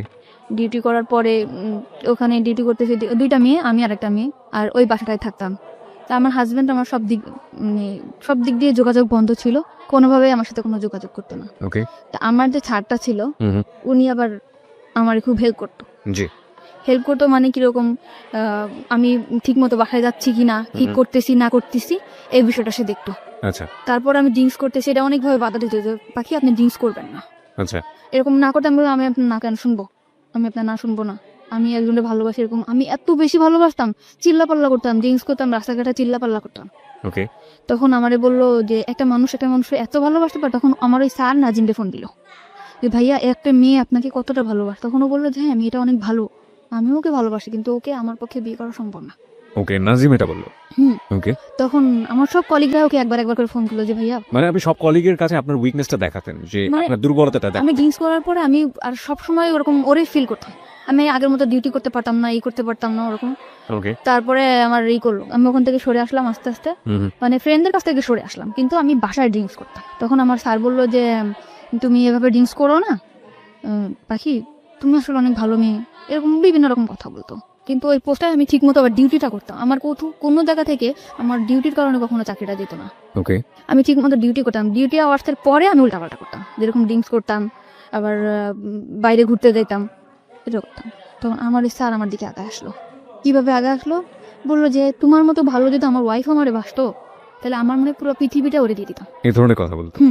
মানে তার ওয়াইফের প্রতি অনেক ধরনের দুর্বলতা আমাকে দেখাইতো, মানে তার ওয়াইফ তার দিক দিয়ে পারফেক্ট না, সে তাকে ভালোবাসে না, সে তাকে কোনোভাবে সুখ দিতে পারে না, সে তার ছেলের দিকে যত্ন নেয় না, সে তার সংসারে কোনোভাবেই মানে মন নেই, এরকম। তখন আমি বললাম, এসব কথা আমারে বলেন কেন? তখন আমার মনের মধ্যে কিন্তু নাজিমই আছে। সে মানে অফিস আওয়ারের পরে আমার নিয়ে ঘুরতে যেত, আমিও যেতাম, আমার ড্রিঙ্কস করে যেত, ঘুরতে যেত, করতো। তখন আমি খুশি ছিলাম, ভালোই ছিলাম। ওকে। তারপরে না হলো, ওনার ওয়াইফ যখন বাড়িতে গেছে, তখন আমি আর উনি একদিন ড্রিঙ্কস করছি। উনি ড্রিঙ্কস করলে কোনো প্রবলেম হয় না, ওকে। কিন্তু আমি ড্রিঙ্কস করার পরে আমি মানে পুরো অ্যাবনর্মাল হয়ে যায়। তখন আমি চিন্তা করতাম, মানে আমার সেন্সই থাকতো না। কিন্তু নাজিমকে কল করতাম, নাজিমকে কল করে এটা করতাম ওটা করতাম, উল্টাপাল্টা চিল্লাপাল্লা করতাম। তো ওনার ওয়াইফ যখন বাড়িতে গেছে, ওনার বাসায় আমাকে নিয়ে গেছে। এটা কি আপনি জানতেন আগে থেকে যে ওনার বাড়িতে আছে? তা আমি কিছু জানতাম না। আমরা কিন্তু কুড়িল বিশ্বরের একটা বার আছে, ওখানে থেকে ড্রিঙ্কসটা বাইরে এনে ড্রিঙ্কস করছি, এটা জায়গায় বসে ড্রিঙ্কস করার পর আমি অ্যাবনর্মাল হয়ে গেছি। পরে উনি ওনার বাসায় আমাকে নিয়ে গেছে। নিয়ে যাওয়ার পরে সত্যি কথা আমার সেন্স ছিল না, তখন হয়তোবা আমাদের মধ্যে ফিজিক্যাল কোনো রিলেশন আছে, হয়তোবা মানে কি আমি শিওর। ওকে, আপনি পরবর্তীতে শিওর হয়েছেন? ওকে। হয়েছে তা মানে ড্রিঙ্কস করার অনেক রাত্রেবেলা আমার মানে সেন্স একদম, আমি এখানে স্যার, আমি এখানে কেন? তখন বলতেছে কি যে তোমার আমার খুব ভালো লাগে, তোমার সব কিছু পারফেক্ট, আমার ওয়াইফের থেকে তুমি অনেক বেটার, এরকম করে বললো। তখন আমি খুব কাঁদতেছি যে আপনি এটা কি করলেন, আপনার সাথে আমার এটা কেন হলো, এরকম করে। তখন মাইনে নিছি, নেওয়ার পরে না তখন চাকরিটা বাঁচানোর ভয়, তখন ভয় পেতাম কি হয়তো বা চাকরিটা থাকবে না। চাকরি না থাকার ভয়টা কেন ছিল? মানে চাকরি করতাম, এটা তো কোনো সরকারি চাকরি না, এটা যখন তখন চলে যেতে পারে। আপনি যার কথা বলছেন উনি চাইলে আপনার চাকরি ডিসমিস করে দিতে পারেন। হ্যাঁ, একজন জুন কমান্ডার ছিল, সে চাইলে চাকরি ডিসমিস করতে পারতো, কারণ ফার্স্ট যেখানে চাকরি করতাম উনি কিন্তু তখন আমার নামে কমপ্লেন করার পরে আমার চাকরিটা ওখান থেকে যাওয়ার পরে আমি রিজার্ভে আসছিলাম। ওকে, সো আপনার এই ভয়টা কাজ করতো? হ্যাঁ, কোনো এইভাবে কারণে কাজ যদি করতো, এই যে আমার যদি কোনোভাবে চাকরিটা না যেত, তারপর এরকম সে আমার বিভিন্ন জায়গায় ঘুরতে নিয়ে যেত, বিভিন্ন জিনিস গিফট করতো, কিনে দিত। আপনি এগ্রি করে গেলেন? হ্যাঁ, আমি এগ্রি করে গেলাম যে নাজিমের অ্যাবসেন্টটা কিন্তু সে ঢুকে পড়ছে আমার লাইফে এত দ্রুত? এত দ্রুত মানে কি, বেশ কিছুদিন হয়েছে, 4 মাস এরকম। সে এরকম একটা মানুষ যে সে কিভাবে যেন আমার ক্যাশ করে ফেললো। আর তারা আমি কিন্তু ফার্স্ট টাইমে বলতাম যে আপনার আমি কখনো ভালোবাসবো না। আমি তারা আরো বলতাম যে আপনার ওয়াইফ আছে না, এরকম এরকম জিনিস গিফট করবেন, এইভাবে সে অনেক, মানে ওয়াইফকে কিভাবে কনভিন্স করবে? হ্যাঁ, সে তার ওয়াইফকে কিন্তু অনেক চেষ্টা করতো, কিন্তু তার ওয়াইফ সেরকম ধরনের ছিল না। অ্যাকর্ডিং টু হিজ ল্যাঙ্গুয়েজ, মানে তার ভাষ্য অনুযায়ী। ওকে, তার কথা অনুযায়ী সে ওরকম ছিল না, সে পারফেক্ট ছিল না, ঠিক আছে। তারপরে এরকম আমার তখনও আপনার আগের হাজবেন্ডের সঙ্গে আপনার না, আমার ডিভোর্স হয়নি। আমার আগের হাজবেন্ডের সাথে আমার ডিভোর্স ছিলই না। ওকে, আমার হাজবেন্ডের সাথে আমার কোনো যোগাযোগও ছিল না। তারপরে এই করছে, এরকম আসতে যেত আমার ডিউটি আওয়ার্সের পরে, তার সাথে আমরা একসাথে ঘুরতে যেতাম, খাইতাম, ঠিক আছে, এরকম ভাবে ছিল। সে এরকম আস্তে আস্তে আমার একদম অনেক কাছে চলে আসলো। সে মনে করেন আমার ডিউটি আওয়ার্সের পরে আমার না দেখলে পাগল হয়ে যেত, যেমনি হোক আমার বোঝাতো। সে চলে আসতো, কোথায় চলে আসতো? অফিসের ওখানে চলে আসতো, আইসা আমার নিয়ে বাসায় নামাই দিয়ে আসতো। যেহেতু সে একজন অফিসার এবং তার আন্ডারে তো অনেক এমপ্লয়ি কাজ করে, বাকি সবাই বুঝতো না ব্যাপারটা, এবং তার জন্য এটা প্রেস্টিজিয়াস না? দূরে থাকতো অফিস থেকে, মনে করেন এখান থেকে 10-5 মিনিট হাঁটে যাওয়া লাগবে, এরকম এতটা দূরে থাকতো সে আমার রিক্সায় যাইতে কষ্ট হবে দেখে সে রেগুলার, একটা ভাঙা রোড ছিল, ওই ভাঙা রোডে রেগুলার আমার জন্য বাইক নিয়ে দাঁড়ায় থাকতো। ওকে ওকে, ওখান থেকে আমাকে নিয়ে ওখানে নামাই দিয়ে আসতো, নামাই দিয়ে আসতে যেতে এরকম রেগুলার দিয়ে আসতো। তারপরে আমি বুঝলাম যে আসলে সে আমাকে অনেক ভালোবাসে, ওকে, অনেক ভালোবাসে। তারপরে আমি আস্তে আস্তে ওনার প্রতি দুর্বল হলাম। যখন আমি দেখলাম যে না, তার ওয়াইফ তার প্রতি না, তখন আমি তার প্রতি দুর্বল হলাম। ও দুর্বল করে ফেলছিল আমাকে, এমন মানে ওয়াইফ তার প্রতি ডিভোটেড না, এটা তো তার ল্যাঙ্গুয়েজ ছিল। তার ছিল, আর আমিও বুঝতাম। কিভাবে বুঝতেন? মানে সে যখন ফোনে কথা বলতো, মানে তার ওয়াইফের বলতো একটু পানি দাও তো, তুমি নিয়ে খাও। এটা আপনি ফোনে শুনতে পাতেন? হ্যাঁ, এটা আমি শুনতে পেতাম, তুমি নাও আমার, কিংবা এদিকে আসো তো, মানে আমি just শুনতাম। তার ফ্যামিলি সম্পর্কে আপনি কতটুকু জানতেন? শুধু ওই ওয়াইফের বদনামই জানতেন নাকি আরো অন্য কিছু জানতেন? না, ওয়াইফের ওটুকু জানতাম, তার ফ্যামিলিটা অনেক বেশি ভালো ছিল। কিরকম? সে তার রুমে সে অনেক দিক দিয়ে তার ওয়াইফের সুখে রাখছিল, কিন্তু সে যে তার ওয়াইফ, সে কখনো মনে করতো না যে আমার হাজবেন্ডের সুখে আমি সুখী। সে মনে করতো তার সুখই তার সুখ, হাজবেন্ডের যে একটা জিনিস, এই জিনিসটা যে আমার, সে এটা ভাবতো না। এটা তো তার ভাষ্য অনুযায়ী, আপনি তো তার পরিবারের মধ্যে ঢোকেন নেই, কখনো আমি তার এভাবে যেয়ে দেখি না, দেখেন নাই। সে তার যেভাবে বলেছে আপনি সেটা সেভাবে বোঝার চেষ্টা করেছেন। এভাবেই। ওকে ওকে, তারপরে এরকম কয়েক মাস গেল, যাওয়ার পরে তখন এই কয়েক মাসের মধ্যে আপনারা কি কি করছেন? হ্যাং আউট করছেন, বাইরে ঘুরে বেড়াচ্ছেন, ডেট করছেন, রুম ডেট করছেন জি কন্টিনিউয়াসলি? জি কন্টিনিউয়াসলি। একবারের জন্য মনে হয়নি যে অন্যায় করছেন? অন্যায় ফার্স্টে মনে হয়েছিল, পরে মনে হলো যে না, আমার লাইফটা কি, আমার তো ওই নোংরা জায়গা থেকে উঠাই নিয়ে আসছে। আমি যে ড্রিঙ্কস করতাম, আজে বাজে ছেলেদের সাথে আমি মিশতাম, আমি যে খারাপ হি অলসো ড্রিঙ্কস, সে তো সে কিন্তু আমার জন্য ড্রিঙ্কস করতো, সে কিন্তু ফার্স্টে করতো না। মানে আপনাকে এখানে থেকে নিয়ে আসার জন্য যে কোনো ভাবেই হোক না কেন, আপনার যে রাস্তায় আছেন সেই রাস্তায় আগে পা দিয়েছে, তারপর ওখান থেকে সরে আসার চেষ্টা। আমাকে বিভিন্ন ছেলেদের সাথে আমি মিশতাম, বিভিন্ন ছেলেদের সাথে আমি ভালো কোনো ড্রেস পরতাম না, যেরকম জিন্স টপস এগুলো পরতাম। ওকে, জিন্স টপস, ওকে। হ্যাঁ, এইগুলা থেকে সে আমার বাই করছে, ভালো ভালো ড্রেস কিনে দিছে, বড় বড় হাতার জামা বানায় দিছে, যে এগুলা পরো না, খারাপ বলবে মানুষ। মানে আমার মধ্যে একটা চেঞ্জ আনছে সে। আমি যেরকম আগে রাস্তায় বেরোলে মনে হতো যে না, এই ছেলের সাথে দুষ্টামি করবো, কথা বলবো, এরকম আমার আর মনে হয় না। বাই দ্য ওয়ে, আমার একটা প্রশ্ন আছে। ছেলেটা যদি আপনাকে এতটাই ভালোবাসবে, তাহলে প্রথম দিন নিয়ে গিয়ে কেন এই ধরনের শারীরিক সম্পর্ক করলো? সে তো অন্যভাবে আপনাকে প্রপোজ করতে পারতো। এটা হয়তো তারও ইচ্ছে ছিল না, এটা আমি আসলে জানি না। কখন আপনি তাকে জিজ্ঞেস করেছেন পরবর্তীতে, তুমি আমাকে যেহেতু লাভই করো, তাহলে কেন এটা করলে? করছিলাম। আপনি তাকে বাধ্য করেছেন অ্যাকর্ডিং টু হিজ ভয়েস, মানে সে এটা বলেছে? সে বলেছে তুমি আমাকে বাধ্য করছো, আমি একটা পুরুষ মানুষ, আমি কন্ট্রোল হয়ে গেছি। বাধ্য করেছে বলেন? আপনার অ্যাটিটিউডের মধ্যে এগুলো ছিল? হ্যাঁ, আমি হয়তো কিছু করছি, কিন্তু এটা আমার, বললাম না, আমার তখনও সেন্স নাই। আমি you are not in sense. Okay, তারপর? ঠিক আছে, এরকম বলার পর তখন আমি একটা বাসা নিলাম। বাসা নিলেন মানে ওই বাসাটা ছেড়ে দিলাম। আমি আগে যে বাসাটা থাকতাম ওই বাসাটা ছেড়ে বেশ দিলাম। কয়েকজন ফ্রেন্ড মিলে থাক? হ্যাঁ, তখন আমি আলাদা একা একটা বাসা নিলাম। একা একটা বাসা কি ওর সিদ্ধান্ত অনুসারে নিলেন নাকি আপনি একা একা নিজে নিলেন? একা বাসাটা কেন প্রয়োজন হলো? ওর জন্য, আমি ওর একটা সময় কাটাবো, আমরা হাজবেন্ড ওয়াইফ থাকবো, বিয়ে করব।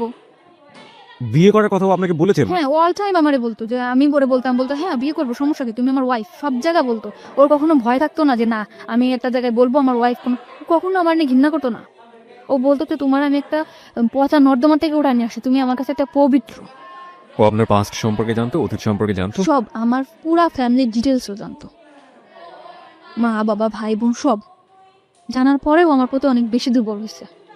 হুম। তো এরকম করে সবসময় বলতো, অনেক অনেক লাভ করতাম। বাসা নিলেন কোথায়? বাসা নিলাম অফিসের পাশেই। অফিসের পাশেই? আপনার কলিগরা জানতো যে এই ধরনের সম্পর্কে আপনি ওদের জড়াতেন? পুরোপুরি সিক্রেট ছিল বিষয়টা? হ্যাঁ, পুরোপুরি সিক্রেট। আমার সবাই জানতো আমার হাজবেন্ড আছে, আমার একটা বেবি আছে, বাচ্চা, মেয়ে বাচ্চা, এটা জানতো। আমিও সবসময় ফেস করতাম যে আমার একটা বেবি আছে, মেয়ে, এরকম করে ফেস করতাম। তো ওরকম বাসায় আসতো যাইতো, সবাই জানতো আমার হাজবেন্ড। তো আমাদের মধ্যে না বিয়ে একটা সময় কাজী অফিসেও নিয়ে গেছে আমাকে। কাজী অফিসে নিয়ে গেল? হ্যাঁ, চলো বিয়ে করবো। গেছি, তখন আমার ডিভোর্স হয় নাই। তখন কাজী অফিস থেকে বললো যে ওনার তো ডিভোর্স হয় নাই, 3 মাস, ডিভোর্স হওয়ার 3 মাস পর বিয়ে করতে হবে। এ কথা বলার পরে বলতেছে যে তাহলে কি করব? তখন আমি বললাম যে ঠিক আছে, আমি ফ্যামিলির সাথে কথা বলি, মা বাবার সাথে বলি যে আমি ডিভোর্স করব। আপনি কি জানতেন যে উনি যদি আপনাকে বিয়ে করতে চায় তাহলে ওনার আগের ওয়াইফের পারমিশন লাগবে? হ্যাঁ, না এটা আমি জানতাম না। এটা আপনি তখন জানতেন না, তখন এটা আমি জানতাম না। Okay. তখন আমি আপনি তখন কখনো কি প্রশ্ন করেছেন যে তুমি যে আমাকে বিয়ে করতে চাচ্ছ, তোমার আগের ঘরের কি হবে, আগের সংসারের কি হবে? মানুষের 2টা বউ থাকে না, এটা অ্যান্সার দিত? আমি যদি চালাইতে পারি, আমাকে 2টা বউ থাকতে পারে না, আর আমি তো এটাই আপনি মানতাম। তো একটা সংসারের স্বপ্ন দেখতেন, সুন্দর একটা সংসার যেখানে আপনার বিচরণ থাকবে, সুন্দর একটা ঘর, সেখানে আরেকজন মানুষের শেয়ার আছে, এটা মানতে পারতেন? এটা হয়তো বা মানতে পারতাম না, কিন্তু তখন আমি এমন একটা অবস্থায় ছিলাম, ওরে পাওয়ার জন্য সবকিছু করতে রাজি। ও 2টা কেন 5টা বউ থাকবে, ও তো আমারও সময় দিতেছে। ও তো আমারই সময় দিতেছে। হ্যাঁ, this is very important part, প্রিয় শ্রোতা। আমরা বারবারই বলি, মানুষের যখন খুব ডিজাস্টার মোমেন্ট যায়, সেই সময়টাতে আসলে যে কেউ যখন পাশে এসে দাঁড়ায়, ইভেন একজন শত্রুও যদি, অতীত জীবনের একজন শত্রুও যদি পাশে এসে দাঁড়ায়, সেই মানুষটাকে অদ্ভুত রকমের ভালো লাগে। কিন্তু সেটার মধ্যেও যে এক ধরনের জটিলতা থাকে, সেটা ভবিষ্যতে একসময় মেঘ কেটে যাবে, আকাশ পরিষ্কার হয়ে যাবে, তারপর এই মানুষের যে কন্ডিশন, ফ্যামিলি কন্ডিশন বা এই মানুষের যে অবস্থা, সেটা আসলে আমার জীবনকে কতটা প্রভাবিত করতে পারবে ইন এ পজিটিভ সেন্স, ওই জিনিসটা কিন্তু মাথার মধ্যে কাজ করে না। আর ওর একটা ব্যাকগ্রাউন্ড কথা আপনারা চিন্তা করবেন, ও তখন বয়স খুব বেশি হলে 17 থেকে 18, এবং ওর এডুকেশন, ওর ফ্যামিলি ব্যাকগ্রাউন্ড, ওর যে অবস্থা, সবকিছু জায়গা থেকে এটা অত্যন্ত লোভনীয় মনে হয়েছে ওর কাছে। সব দিক থেকে মেন্টালিও অনেক বেশি ডিপেন্ডেন্ট হয়ে গেছে। আর ফিজিক্যাল ব্যাপারটা তো ওর জন্য কি, সেটা ছোটবেলা থেকে যারা শুনছেন একেবারে প্রথম থেকে তারা বুঝতেই পারছেন। হ্যাঁ, বলুন। তারপর তখন বাসা নিলেন? তো কাজী অফিসে কাজী আমাদের বলল যে তোমার বিয়ে তো করতে হবে, বিয়ে তো করবা, আজ করো 3 মাস পর করবো। কিন্তু সবচেয়ে বড় কথা হলো মানুষের শরীর, মানে লোক দেখানো বিয়ে এবং ইসের বিয়ে থেকে, মানে কাগজে কলমে বিয়ে, হাদিস মোতাবেক বিয়ে, যেটা থেকে সবচেয়ে মনের বিয়েটাই বড়। এটা হলে না, তখন আমি এটার মধ্যে কাজ করতে যে আমাদের তো মনের বিয়ে তাহলে হয়েই গেছে, বিয়ে করবো। আর ও যেখানে যাবে, আমার ওয়াইফ, আমার সব জায়গায় বলতে আমার ওয়াইফ, আমি বলতাম আমার হাজব্যান্ড। আমার নাম কিন্তু ইসলাম ছিল না, আমি কিন্তু ইসলাম দিছি। কেন ইসলাম? মানে আপনি, আপনার রিলিজন কি? তো আমার হচ্ছে আক্তার। মানে আপনি ধর্ম তো ইসলাম? হ্যাঁ, ইসলাম। ইসলাম কেন দিলেন? ওর নামের সাথে ইসলাম আছে এই কারণে? তার নামটা শেষে ইসলাম আছে, যে কারণে আপনি ইসলাম যোগ করে নিয়েছেন। ওকে। তখন থেকে কিন্তু আমার নামের পিছনে ইসলাম যোগ করলাম, এবং সে নাকফুল, এই যে নাকফুলটা তার দেওয়া, যে আমাদের বিয়ে হয়েছে এভাবে। ও নাকফুলটা সে আপনাকে গিফট করলো? হ্যাঁ, সে আমাকে গিফট করলো। ওকে। তো নাকফুলটা গিফট করলে, যে হাজবেন্ডের নাকফুল থাকে, আমি নাকফুল পরলাম। দেন বাসা যেরকম, আমার বাসাটা সবসময় গুছানো গাছানো থাকতো, সে যেরকম পছন্দ করতো, সে কিন্তু অনেক বেশি পছন্দ করতো যে আমি যাতে সবসময় টিপটাপ গুছানো গাছানো থাকতাম। এরকম আমি সবসময় গুছাই গাছাই রাখতাম। আর বাসার ফার্নিচার গুলো কি সে কিনে দিল? আমার বাসার যা কত টাকা ভাড়া ছিল বাসা? 5,500 টাকা। ওকে। তো এরকম সবকিছু সে কিনলো, টিভি, তারপরে আপনার যা যা সংসারে যা যা লাগে সব সে কিনলো। মানে সে আরেকটা সংসার করলো এখানে নতুন করে।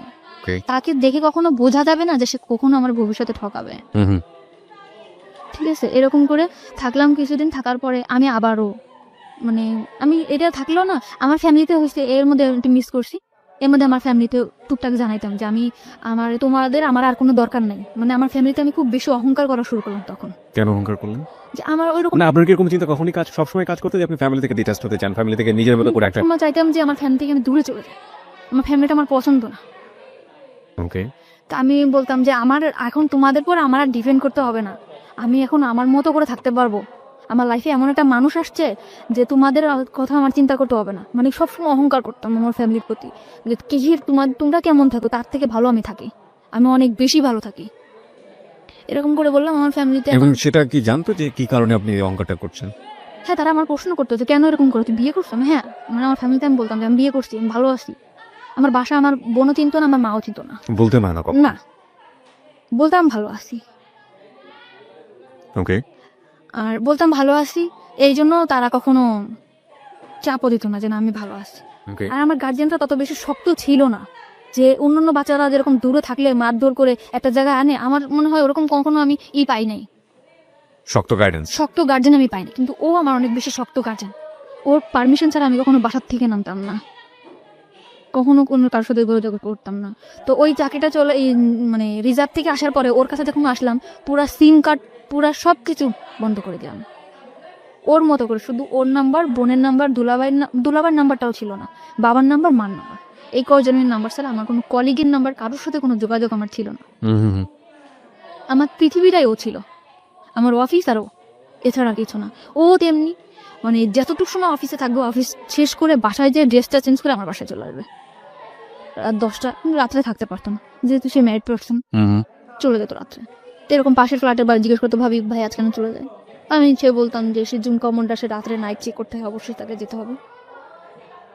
ওকে, মানে বাসার লোকজন জানতো আপনার হাজবেন্ড সে? সবাই, মানে দোকানে যে খাইতাম, দোকানের লোক জানতো, এলাকার লোক জানতো, পাশের বাসার মানে পাশের ফ্ল্যাটের লোক জানতো, সবাই জানতো।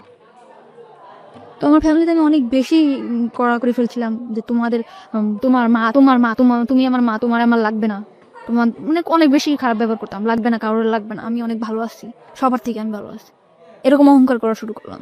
তাদের দিক থেকে আমি অনেক দূরে চলে আসলাম। ওকে, তারপরে আমার মা বললো যে ঠিক আছে, যদি বিয়ে করে থাকো ভালো। তখন আমি ওরে এরকম যাচ্ছে, দিন যাচ্ছে, তখন আমার মধ্যে কাজ করে যে তখন আর কি একটু বাস্তববাদী মনে হয় হচ্ছিলাম। মানে চিন্তা করতাম যে আসলে কি এটা আমার হবে। আমার মনের মধ্যে কিন্তু কাজ করতো যে সে তো আমার হাজবেন্ড না, সে কি আমার সাথে থাকবে, শুধু এটা মনে হতো। এখন আমার মা কিন্তু আমার বলতো, কিংবা ফ্যামিলির সবাই বলতো, মা বলতো যে ছেলে যদি ভালো হয় তো ভালো। আর সবসময় চাইতো যে আমি একটা বিয়ে করি, সংসার করি, আমি নিজের মতো করে বিয়ে করি, যাতে আমি আর আমি সবসময় তো আমার ফ্যামিলির বকাবকি করতাম যে কি বিয়ে দিছো, আমার লাইফটা কেন এরকম হলো। এরকম বলার পরে বললো যে তুই যদি ভালো থাকিস তো ভালো। আমি বলতাম যে মা আজকে এই বাজার করছে, ওই বাজার করছে, মাও ভালো। কিন্তু মা সবসময় বলতো যে এই যাই হোক, শুনলি তো অনেক ভালো, তুই ওর কাছ থেকে কিছু টাকা পয়সা রেখে দিস, জিনিসপত্র, গয়নাগাটি। আমার মধ্যে না কখনো লোভটা কাজ করতো না। ও কিন্তু অনেক ভালো একটা জব করে, আমি কিন্তু ইচ্ছা করলে ওর কাছ থেকে অনেক টাকা যখন তখন নিতে পারতাম। আমি সাংসারিক খরচ ছাড়া ওর কাছ থেকে কখনো টাকা নিতাম না।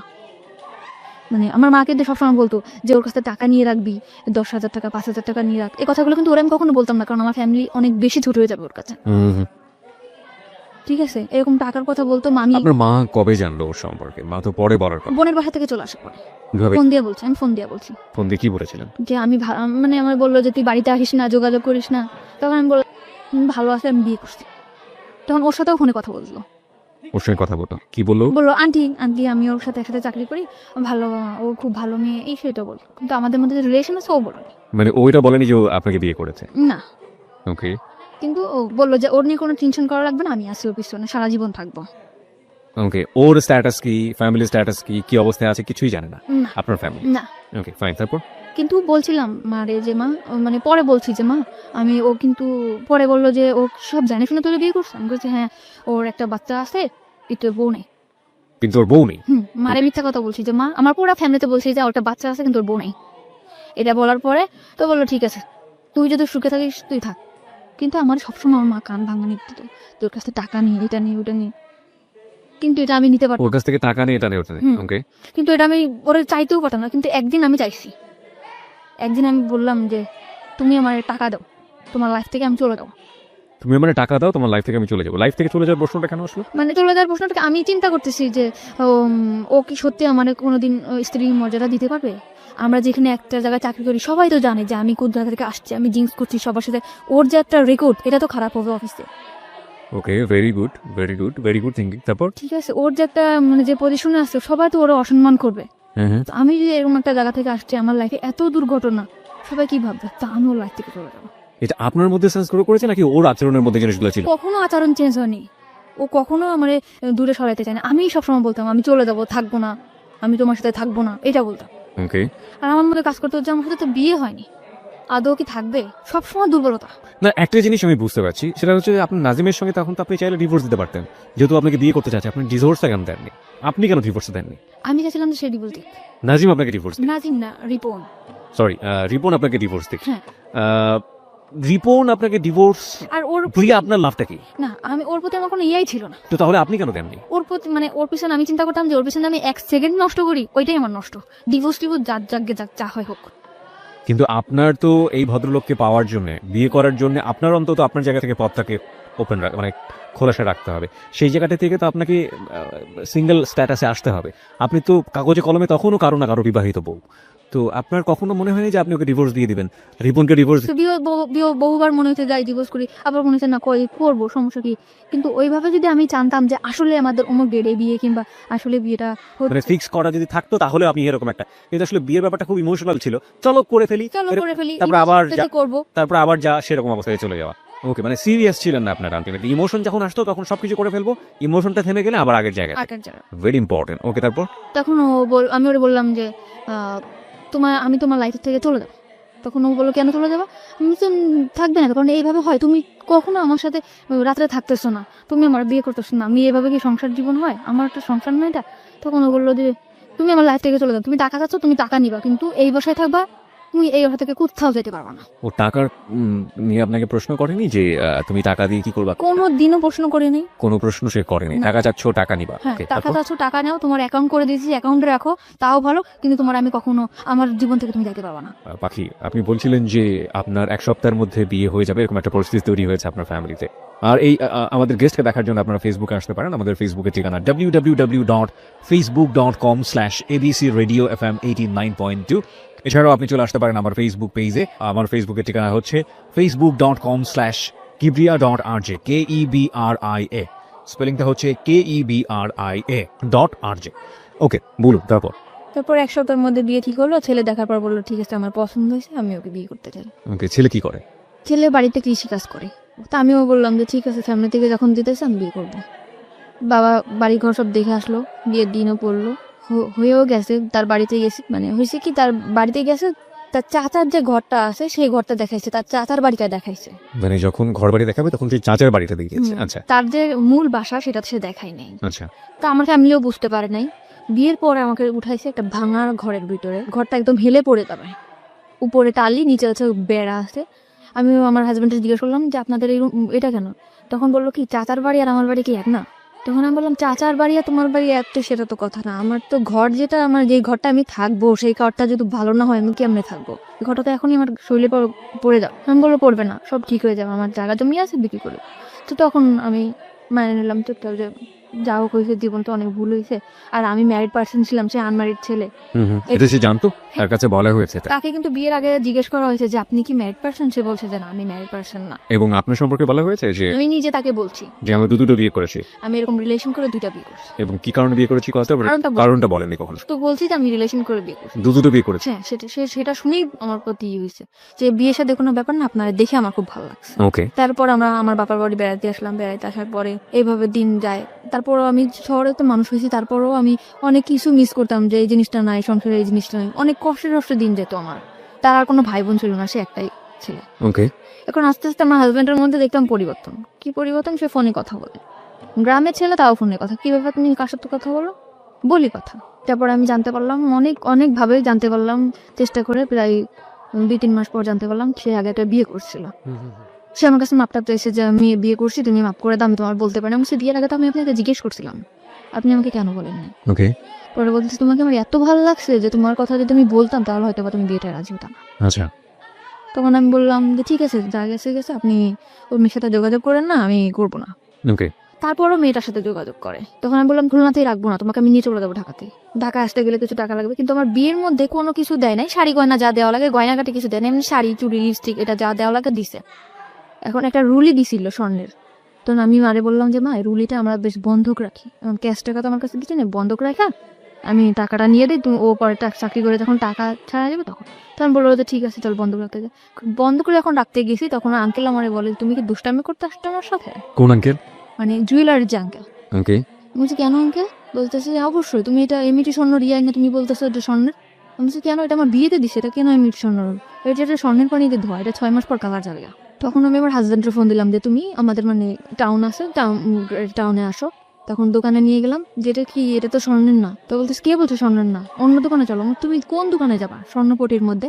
পরে ওর যেই দোকানে যাইতেছে সেই দোকানে একই কথা। তখন ও মানে ওর ঘাম বের হয়ে গেছে পুরা। পরে বলতেছে কি যে মাফ করে দাও, তোমার খুশি করার জন্য এটা করছি। তাও আমি মাফ করে দিছি ওরে। আমার ফ্যামিলি থেকে মোটে রাজি না যে এরকম এখন থেকে এই ছেলে এরকম করতেছে, তা ভবিষ্যতে সে কি করবে। তখন আমি তারপরও ঢাকাতে নিয়ে আসলাম, নিয়ে আমার বোনের কাছে রেখে গেলাম, ভাইয়া ওর একটা চাকরি দিতে। ওরা চাকরি দিল। ওর আগরাতে চাকরি হতে গেলে রক্তের গ্রুপ পরীক্ষা করতে হয়, গ্রুপ পরীক্ষা করাইলো, টাকা পয়সা যা লাগে সব ভাইয়া দিল, ম্যাচ ঠিক করে দিল। ভাইয়া মানে আপনার দুলা ভাই? সেই দুলা ভাই। ওকে। মানে আমাদের ফ্যামিলিতে সে খুব কেয়ার করে। তারপরে চাকরি দেওয়ার পরে চাকরি থাকলো আমার টাকা পয়সা দেয় না। ভাইয়ার শুধু একই কমপ্লেন যে ও নাকি ফোনে কথা বলে। আমি বলছি ফোনে তো আমার সাথেও কথা বলে। তারপর আমার ভাইয়া বললো যে ঠিক আছে তুই ওর ঢাকাতে চলে। তখন আপনি কোথায় ছিলেন? আমি আমার মার বাড়িতে ছিলাম, খুলনাতে ছিলেন? জি। তখন আমি ঢাকাতে চলে আসলাম, ভাইয়ার বাসায় থাকতাম। ও ছুটি সেটা পাইলে আসতো, ভাইয়ার বাসায় থাকতাম করতাম। তারপরে আমি বললাম যে ঠিক আছে, ভাইয়ার বাসায় তো মানে গেস্ট যে রুমটা, ড্রয়িং রুমটা যেটারে বলে, ওইটা তো ভাইয়াদের সুপা নেই, ওটা তো খালি আসতো, ওখানে আমরা একটা পর্দাটা নেই, ওখানেই আমরা সংসার করা শুরু করি। বললো ঠিক আছে। আমাদের মানে ওর রুম নেওয়ার মতো এত বেশি টাকা বেতন পাইতো না, মাত্র 7,000 টাকা বেতন পাইতো। তখন ভাইয়া বললো ঠিক আছে, এই কয় টাকা বেতন পাই তো আর বাইরে থাকা সম্ভব না, তো তোরা আমাদের এখানেই থাক, খাওয়া থাকা পাবো 3,000 টাকা দিবি তোরা দুজনে। তো শুধু খাওয়া থাকা, এছাড়া আমি যে তার ওয়াইফ, একটা কোনো কসমেটিক বা কোনো ড্রেস এগুলা কিছুই দেয় না। তখন আমার বোন বলে যে আমার বোনটা ভালোভাবেই মানুষ হয়েছে, তো তুমি এরকম ওর কিছু দেও না কেন? বলে এটা আমাদের ফ্যামিলি ব্যাপার। তা আমি বললাম ব্যাপার ঠিক আছে, তুই কিছু বলিস না। ভাইয়া তখন আমার ড্রেস যা লাগে দেয়। 7,000 টাকা তো স্যালারি পাইতো, 3,000 টাকা বোনটা দেওয়ার পরে যে কটা টাকা তো বাড়ি পাঠাই দিত। মানে ও বাড়িতে অনেক দেনা ছিল। আচ্ছা আচ্ছা। তো আমি বলতাম যে কবে শেষ হবে, আর আমাদের ঢাকায় আসতে আমরা কি আজীবন ঢাকাতে থাকবো? তোমার বাড়িতে একটা ঘর নাই, ঘর এরকম টুকটাক আর কি ঝগড়া হতো প্রায়। হাজব্যান্ড ওয়াইফ যেটা ভালোবাসা, এটা কখনো আমি পাইতাম না। আচ্ছা। সবসময় মানে চিন্তা করতে কি এত চিন্তা করো তুমি চিন্তা করে তো কোনো কিছু বের করতেই পারো না। তখন আমার দুলাভাইরে বললাম ভাইয়া আমার একটা চাকরির ব্যবস্থা করে দাও। তো বললো যে এই তো তুই পাশ করিস না, এই যে পরীক্ষা দিয়ে পর চলে আসছিস, কি চাকরি দিব? তো ভাইয়ারা সবসময় বলতাম যে একটা চাকরি দিয়ে দাও, একটা চাকরি দিয়ে দাও। তখন ও যে কোম্পানিতে চাকরি করে, ফরেনার কোম্পানিতে, ওর একটা ম্যাডাম ছিল। তো ওই ম্যাডামটা বাচ্চা কাচ্চা হইতো না, তার হাজবেন্ডও বাইরে থাকতো, সেখানে একা থাকতো। তা আমারে তার কাছে রেখে আসছিল, মাসে 5,000 টাকা স্যালারি দিবে, অল টাইম তার সাথে থাকতে হবে। ওকে। তো এরকম আমি থাকতাম। তখন আমার হাজবেন্ড ঠিক ডাইরেক্টলি বলতেছে বাসায় কাজে দিছে নেই করছেন, কিন্তু আমি বাসায় কাজ করতাম না, শুধু তার সাথে থাকতাম। সাথে থেকে আপনার কাজটা কি ছিল? তার যেরকম ল্যাপটপটা ক্যারি করা? হ্যাঁ, এটা আমি নিতাম, কিংবা হাতে কোনো পার্স আছে এটা আমি নিয়ে ওনার সাথে সাথে থাকতাম, কারণ ওনার একা একা থাকতে পারতো না। অনেক যেখানে যেত আমাকে নিয়ে যেত, আমাকে বেশ বলতো যে আমার বোন। ওনারা ইংরেজিতে কি বলতো আমি জানি না। আমার খুব সুন্দর সুন্দর ড্রেস কিনে দিত, এই যে ওনার সাথে যেটা পরে আমি বেরোতে পারতাম, ওকে। এরকম করে ওনার মতো করে উনি রাখতো। তখন আমার হাজবেন্ডের আমার ভাইয়ের সাথে অনেক অশান্তি করলো। তখন আমার ভাইয়া বললো ঠিক আছে, তোমার চাকরি করতে হবে না, তুমি চলে যাও। তখন আমি বললাম যে ঠিক আছে, আমি চাকরি করবো না। তখন আমি বলতাম যে আমার কোনো কাজও করতে দিলা না, তোমার হেল্প করবো তাও তুমি করতে দিলা না। আমি তাই কিন্তু হেল্প করতাম। আমি যে 5,000 টাকা পাইতাম তার থেকে 2,000 টাকা ওরে আমি দিতাম, আর 3,000 টাকা আমি রাখতাম। আচ্ছা। তখন আমার হাজবেন্ড বলতো যে কি এমন কাজ করতাম, মানুষের বাসায় কাজ করতাম, এরকম করে বলতো। তো আমি বলতাম এসব কথা বলবো না, আমি কি কাজ করি তুমি জানতাম। কিন্তু ওই যে ফরেনার ছিল উনি বলতো তুমি আমার সাথে 1 বছর যদি থাকো, তোমার লাইফটা পুরো আমি ওকে করে দিয়ে যাবো। তখন চলে আসছি যখন বাসায়, রান্না বান্না করে খাই দেয় এরকম করে। আমার হাজবেন্ড করে কি ওই মেয়ের সাথে যোগাযোগ করে, আগের ওয়াইফের সাথে। আচ্ছা। তখন আমি বললাম যে তুমি এরকম কেন তার সাথে কথা বলো? বলে যে তার সাথে কথা বলি কে বলছে? এরকম বহুবার আমি হাতে নাতে ধরছি, তারপরে সে স্বীকারই করে না। তারপর আমার সাথে অনেক ঝামেলা করে, ঝগড়া করে, এই করে। পরে আমি বলছি যে তুমি যদি এরকম করে থাকো তার সাথে তুমি থাকো, আমার সাথে কোনো যোগাযোগ করে তার সাথে থাকো যাও। এক কথা বলার সাথে সে তার কাপড় চোপড় নিয়ে আমার ভাত থেকে নেমে চলে গেছে। ওকে। যাওয়ার পরে এটা মেসেজ উঠছে। তখন আমি ফোন দিয়ে, আমার ফোন রিসিভ করো না, বলে কি তুমি যদি আমার সাথে আসতে চাও তাহলে এখন আসো। আমি আমার ফ্যামিলির বললাম আমি কি করবো, তোমরা দেখে শুনে বিয়ে দিছো, সে প্রথম থেকে এরকম করতেছে, আমি কি করবো এখন? বলে তার সাথে তুমি কোথাও যাবে না, তুমি তোমার ভাইয়ের বাসায় থাকো। তখন আমি আমার ভাইয়ের কাছে, বোনের কাছে থাকতে লাগলাম। আমার এই প্রথম 2-1 দিন, 4-5 দিন, 1 মাস 2 মাস ফোন দিছে, পরে আমার কোনো ফোন দিত না। ওকে। তখন আমার ভাইয়ার বলার পরে ভাইয়ার ইটফোর্স সিকিউরিটি সার্ভিসটা আসছে, ওখানে যোগাযোগ করে আমার একটা চাকরি নিল লেডিস সিকিউরিটি গার্ডে। তারপরে ওখানে আমি চাকরি করলাম 1 বছর মতো। 1 বছরের মধ্যে আমি কারোর সাথে মিশতাম না। আমি অফিস বাসা অফিস, ঢাকা শহর মানে এই সময় হাজবেন্ডের সাথে কোনো সম্পর্ক নেই বা ডিভোর্স হয়নি? না। ওকে। ঢাকা শহর সম্বন্ধে আমার কোনো ধারণাই নেই। বোরকা পরতাম, বেশ বাসা থেকে যেরকম বড় বড় জামা পরতাম, গ্রামে থেকে যেরকম আসতাম ওরকমই ছিলাম। 1 বছর পরে আমার ওই যেখানে চাকরি করতাম ওইখানে একটা ল্যান্ড ওনার ছিল। ল্যান্ড ওনার? ওখান থেকে আমার সে অফার করে তার সাথে, মানে ওই বিল্ডিং এর ল্যান্ড ওনার? ওকে। ওই ল্যান্ড ওনার আমার প্রপোজ করে যে মানে বিভিন্নভাবে, তুমি দেখতে অনেক সুন্দর, তোমার লুকিংটা অনেক সেক্সি, তোমার দেখতে খুব ভালো লাগে। পরিচয়টা হলো কিভাবে? মানে উনি আসা যায়, আমি সালাম করি যে স্যার আসসালামু আলাইকুম, আবার লিফটটা আমি ধরে দেই, উনি উঠে, ল্যান্ড ওনার যেহেতু, আবার আসলে ওনার হাতে যদি কিছু থাকে ওটা আমি ক্যারি করি। তো এই জন্য উনি আমার মানে ডাকলো যে তুমি একটু উপরে আসো, 13 তলায় আসো। আমি গেছি জি স্যার। পরে বলতেছে তোমার লুকিংটা অনেক সুন্দর, তোমার আমার খুব ভালো লাগে, তুমি আমার সাথে করবা, একদম ডাইরেক্ট। তখন আমি বললাম স্যার আপনি কি বললেন এটা, আমি আপনার সম্মান করি, তাই বলে আপনি এভাবে বলতে পারেন না। বাই দ্য ওয়ে, এখানে একটু মানে মানে রিয়েলি রিয়েলি কনফিউজ। যেহেতু আপনি মোটামুটি একটা আইন শৃঙ্খলা রক্ষাকারী এরকম একটা বেসরকারি প্রতিষ্ঠানেই কাজ করতেন, সেখানে ওনার তো একটু ভয়ে ডর কিছু করা উচিত ছিল। মানে উনি ডিরেক্ট এইভাবে ডেকে নিবেন, আপনার অ্যাটিটিউডের মধ্যে কোনো কিছু কি ছিল এরকম যে কারণে ও আমি আচ্ছা, সবসময় অনেক রুট ছিলাম, আমার সাথে কেউ কথা বলতেও সাহস পেত না। আমরা যে কটা মেয়ে ছিলাম আমাদের সাথে কোনো ছেলেরাও কথা বলতো না, আমাদের যে ছেলে গার্ডগুলো ছিল সেও কথা বলতো না। পরে আমি বললাম স্যার আপনি আর কি, জাস্ট তোমার আমি দেখলাম যে তুমি তোমার জায়গায় কেমন অনেস্ট। ওনার কথাটা অনেক তাড়াতাড়ি ফিরায় নিল। তখন বললো কি যে আমার এখানে চাকরি করো, এখানে তো অনেক 13 তলা বিল্ডিং, অনেক ভালো ভালো লোকেরা আসে, তো তুমি কি কি করো না করো এই জন্য। তা দেখলাম ভালো, তুমি থাকতে পারবা এখানে, 1 বছর হয়েছে, আমি চাই যে যতদিন এখানে আছে তুমি থাকো। তখন আমি বললাম যে স্যার ঠিক আছে। তখন সে ল্যান্ড ওনার, তার উপরে আমি কিছু বলতেও পারি না। তখন আমার যে জুন কমান্ডার ছিল তাকে আমি বললাম স্যার এরকম ভাবে আমার প্রপোজ করছে। কয় তোমার তো কপাল খুলে গেছে। সে কি মেল ছিল না ফিমেল ছিল? ছেলে ছিল। ছেলে, ওকে। তো তুমি যদি একটু সময় তার সাথে করো, আমি তখন ব্যাপারটা যে কি ব্যাপার, আমি এখানে ঢাকা শহরে কাজ করতে আসছি। তখন আমি স্যারে বললাম স্যার আমি যদি কাজ করেই খাবো, তাহলে আমি যদি ওরকম করেই খাবো তাহলে তো আমার কাজ করার দরকার আসে না। এখানে আমি আমার শ্রম বিক্রি করতে আসছি, আমার শরীর না। তখন আমি তাকে এই কথাটা যখন বললাম, সে আমার পর রাগিয়ে গেল যে তোমার জন্য আমাদের এই পোস্টটা থাকবে না। পোস্টে থাকবে না? হ্যাঁ, এই কথা বলার পর আমি এখান থেকে চলে আসলাম আমাদের হেড অফিসে। উনি আমার নামে কমপ্লেন করলো, আমার যে জুন কমান্ডার স্যার উনি এরকম ডিউটি ভালো করে না, এই জন্য ওর নামে কমপ্লেন এসে, ল্যান্ড ওনার কমপ্লেন দিয়েছে, আপনি ওকে ডাকেন অফিসে। আমাকে স্যার ফোন দিল।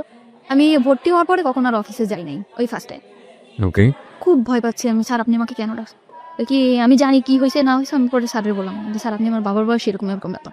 তাকে মা তাহলে তোমার ওখানে যাওয়া ঠিক হবে না, তুমি রিজার্ভে থাকো। রিজার্ভ? হ্যাঁ, ওকে। যে বিভিন্ন জায়গায় যেরকম সোনার গাড়ি রেডিসন এরকম যেরকম পার্টি টাটি হয়, এখানে ডিউটি করলে তুমি ডিউটি করো। ওকে। এমনি সময় বাসায় থাকবা, তোমার স্যালারি 6,000 টাকা, 9,500 টাকা স্যালারি পাইতাম, ওখান থেকে 6,000 টাকা চলে আসছে। ওকে। ওখানে বিভিন্ন ছেলেদের সাথে ডিউটি করতে হতো, আমি ওখান থেকেই খারাপ হয়ে গেলাম। মানে রিজার্ভে যাওয়ার পরে আপনি মানে হাউ ইট হ্যাপেন, মানে খারাপ হয়ে গেলাম বললে আপনি তো বুঝবেন না কিভাবে কি ঘটনাগুলো ঘটে? মানে একটা ছেলের সাথে মিশতাম, অমুক জায়গায় ডিউটি করতে হবে, আমাদের দুইজনের, একটা ছেলে একটা মেয়ে। কত কথা হয় না, কথা হইতে হইতে হইতে হইতে ওরা বলে যে আমরা এরকম ড্রিঙ্কস করি, আমরা অনেক মজা থাকি, তুমি কি এমন ড্রেস পরো, বোরকা পরো কেন, এখন কি মেয়েরা বোরকা পরে কিনা। আর আমার মধ্যেও না ওরকম একটা চঞ্চলতা কাজ করতো, আমিও চাইতাম যে না এদের সাথে খোলামেলা ভাবে থাক। এর ভিতরে এরকম থাকতে থাকতে আমাদের বাড়ির পাশে একটা বাড়ি ছিল, বাড়িটার নাম নাই, মানে আমাদের থেকে অনেক ভালো অবস্থা। Okay. ছেলেটা দেখতে শুনতে অনেক সুন্দর ছিল, সে যে আমার মতো একটা মেয়ে প্রপোজ করবে আমি ভাবতে পারিনি। আমি এর মধ্যে বাড়িতে গেছিলাম একবার, পহেলা বৈশাখে বাড়িতে গেছি। সে আমাকে ডাইরেক্ট বললো যে পাখি আমার তোমার খুব ভালো লাগে, তোমার বিয়ের আগে থেকেই ভালো লাগে, তো তোমার সাথে আমি ফ্রেন্ডশিপ করতে পারি। আমি বললাম যে ঠিক আছে করতে পারো। তা না আমিও চাইছিলাম যে একটা মানুষ আমার জীবন থাকো। এরকম করতে করতে না তার সাথে আমার ফোনে, সে থাকতো খুলনাতে, আমি থাকতাম ঢাকাতে।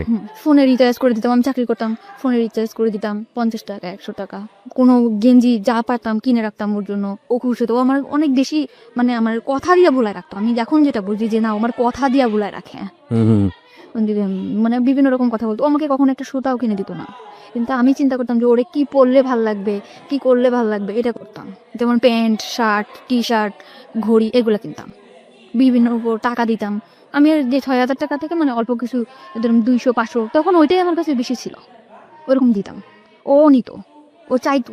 পরে ও মাস্টার্স কমপ্লিট করলো, তখন আমি বললাম যে তুমি ঢাকাতে আসবা, বললো হ্যাঁ ঢাকাতে আসবো। ঢাকাতে আসলো ফ্রেন্ডের বাসায়, আমরা ঢাকায় দেখা করলাম, কথা বললাম অনেক। ও সবসময় বলতো তোমার আমি বিয়ে করবো, যে আগে থেকে আমার পড়াশোনাটা কমপ্লিট হোক। ছেলেটা অনেক সুন্দর ছিল। মানে ও তো বিবাহিত ছিল? না, বিবাহিত ছিল না। একদম বিবাহিত ছিল না। আপনি সম্পর্কে সব জানতো? হ্যাঁ, আমার বাড়ির পাশে সব জেনে শুনে আমার দিকে আগাইছে। ওকে। কিসে পড়তো ছেলেটা? তখন মাস্টার্স করতেছে। মাস্টার্স করছে, আর আপনি দেখি ক্লাস 10ও পাস করেন। না, ওকে। ঠিক আছে। তখন আমার হয়তো ওটা আবেগ ছিল, আমি বুঝতাম না যে ও যেরকম আমার দিকে আগাইছে, আমি ভাবতাম মনে হয় সত্যি সত্যি ও আমার ভালোবাসা। এখানে একটা বিষয় একটু নোট করছি প্রিয় শ্রোতা, আজকের স্টোরিটা এতটাই বেশি সেন্সিটিভ, আমাদের সামাজিকতার জায়গা থেকে আজকের অতিথির পুরো ফেসটুকু আমরা ফেসবুকে দেখাতে পারবো না, কিন্তু একজন মাস্টার্স পড়ুয়া একটা ছেলে, একটা ক্লাস 8 পড়ুয়া একটা মেয়ের প্রতি এফেক্টেড হতে পারে কি কারণে, কতটুকু সৌন্দর্য একজন মেয়ের মধ্যে থাকলে এই ধরনের ঘটনা ঘটতে পারে, ততটুকুই সুন্দর ও আসলে, এবং অ্যাবসলিউটলি শি ইজ বিউটিফুল। কিন্তু আমরা আমাদের গল্পের জায়গাটা থেকে আমরা পারছি না ওর পুরো মুখ অবয়বটা আপনাদেরকে দেখাতে। চলুন আমরা আবারও ওর কাছে ফিরি। হ্যাঁ বলুন তারপর। কিন্তু আমি সবসময় চাইতাম যে আমার ছোট্ট একটা সংসার হোক। আমি আবারও স্বপ্ন দেখতে শুরু করলাম যে আমার লাইফে যা গেছে গেছে, ও হয়তো বা আমার এই সুন্দর একটা সংসার দিতে পারবে। বাই দ্য ওয়ে, আপনি যখন এটা বলছিলেন যে আপনি আপনার ছেলে কলেজের সাথে মিশে বিভিন্ন পার্টিতে হ্যাঁ, তারপর দায়িত্ব ইয়ে করতেন, ওই সময়গুলোতে কি আপনি ওদের সাথে মিশে ড্রিঙ্কস না না, তখন আমি এগুলো তখনও ওরা শুরু করেন? করতো, ওরা করতো, আমি আর কি ভাবতাম যে আসলে আমি একটু করব, এই করব, মানে ভালো লাগতো। তারপর চিন্তা করতাম না, বোনের বাসায় থাকি, ভয় পেতাম, কিছু করতাম না। তো তখন নাজিমের সাথে আসতে, মানে আমার সাথে রিলেশন ছিল, তার নাম ছিল নাজিম। তখন ও বললো যে ঠিক আছে আমি তোমার বিয়ে করবো। আবার স্বপ্ন দেখতে শুরু করলাম যে আমার ছোট একটা সংসার হবে। আমরা অনেক প্ল্যানিং করলাম যে আমাদের একটা মেয়ে বেবি হবে, এরকম বাসা নিব, তুমি তো এরকম সুন্দর, আমাদের বেবিটাও হয়তো, অনেকভাবে প্ল্যান করলাম। পরে আস্তে আস্তে দেখি কি ও ফোনে আমার সাথে তত সময় দেয় না। ফোনে ততটা সময় দিচ্ছে না। কিন্তু কোন ও তো আপনার সম্পর্কে সমস্ত কিছু জানতো, বিশেষ করে দুটো বিয়ে হয়েছে আপনার, এরকম ভাবে আপনি সংসারও করেছেন এবং আমার ফ্যামিলি অবস্থা সবই জানে। সব জানতো। ও কি শুধুমাত্র আপনার সঙ্গে প্রেমের সম্পর্কই ছিল নাকি আলাদা এক ধরনের ইন্টেনশনও ছিল, ফিজিক্যাল ইন্টেনশন? Physical relation. কোনো ধরনের কোনো ইন্টেনশন ছিল না। ওকে বলুন তারপর। আমি ফোনে টাকা ঢুকাই দেই, ও ফোনে কথা বলে অন্য মেয়ের সাথে। তা আমি ওর ফোনে টাকা ঢুকাই দিলেও আমি ওর ফোনটা রিসিভ করতাম না, কারণ আমি যে কোম্পানিতে চাকরি করতাম ওখান থেকে ফোন আমাকে দেওয়া হয়েছিল, মানে ওখান থেকে আমি ফোন করলে বিল পাইতো। ওকে। তো ওই ফোনটাতে আমি ওকে ফোন করতাম অল টাইম, কখনো ওর ফোন আমি রিসিভ করি নাই। চিন্তা করতাম বেকার, কি করবে, ওরা আমি টাকা দিই, ও বন্ধু বান্ধব আমার ফোন দিত, যে বলতো জানি আজকে না আমার ফ্রেন্ডের সাথে আমার একটু পার্টি দিতে হবে, আমার কটা টাকা দিবা, 500 টাকা দাও না। ওকে। তখন আমি এভাবে সবসময় টাকা পয়সা দিতে থাকতাম। পরে একটা সময় বললাম, আমার ফ্যামিলি থেকেও জানাজানি হয়ে গেল ব্যাপারটা, যে তুই আবারও একটা ছেলের দিকে এরকম করে পড়তেছিস, তোর হাজবেন্ড আছে এরকম আছে। তখন আমি আমার ফ্যামিলির বকাবকি শুরু করলাম, কি হাজবেন্ড, তোমরা কি দেখে দিছে এই করছো। তখন না যে আস্তে আস্তে দূরে সরে যেতেছে, আমার বলতেছে ডাইরেক্ট, বলতে তুমি আমার ফোন করবা না, কখনো ফোন দিবা না, কোনো কারণ ছাড়াই।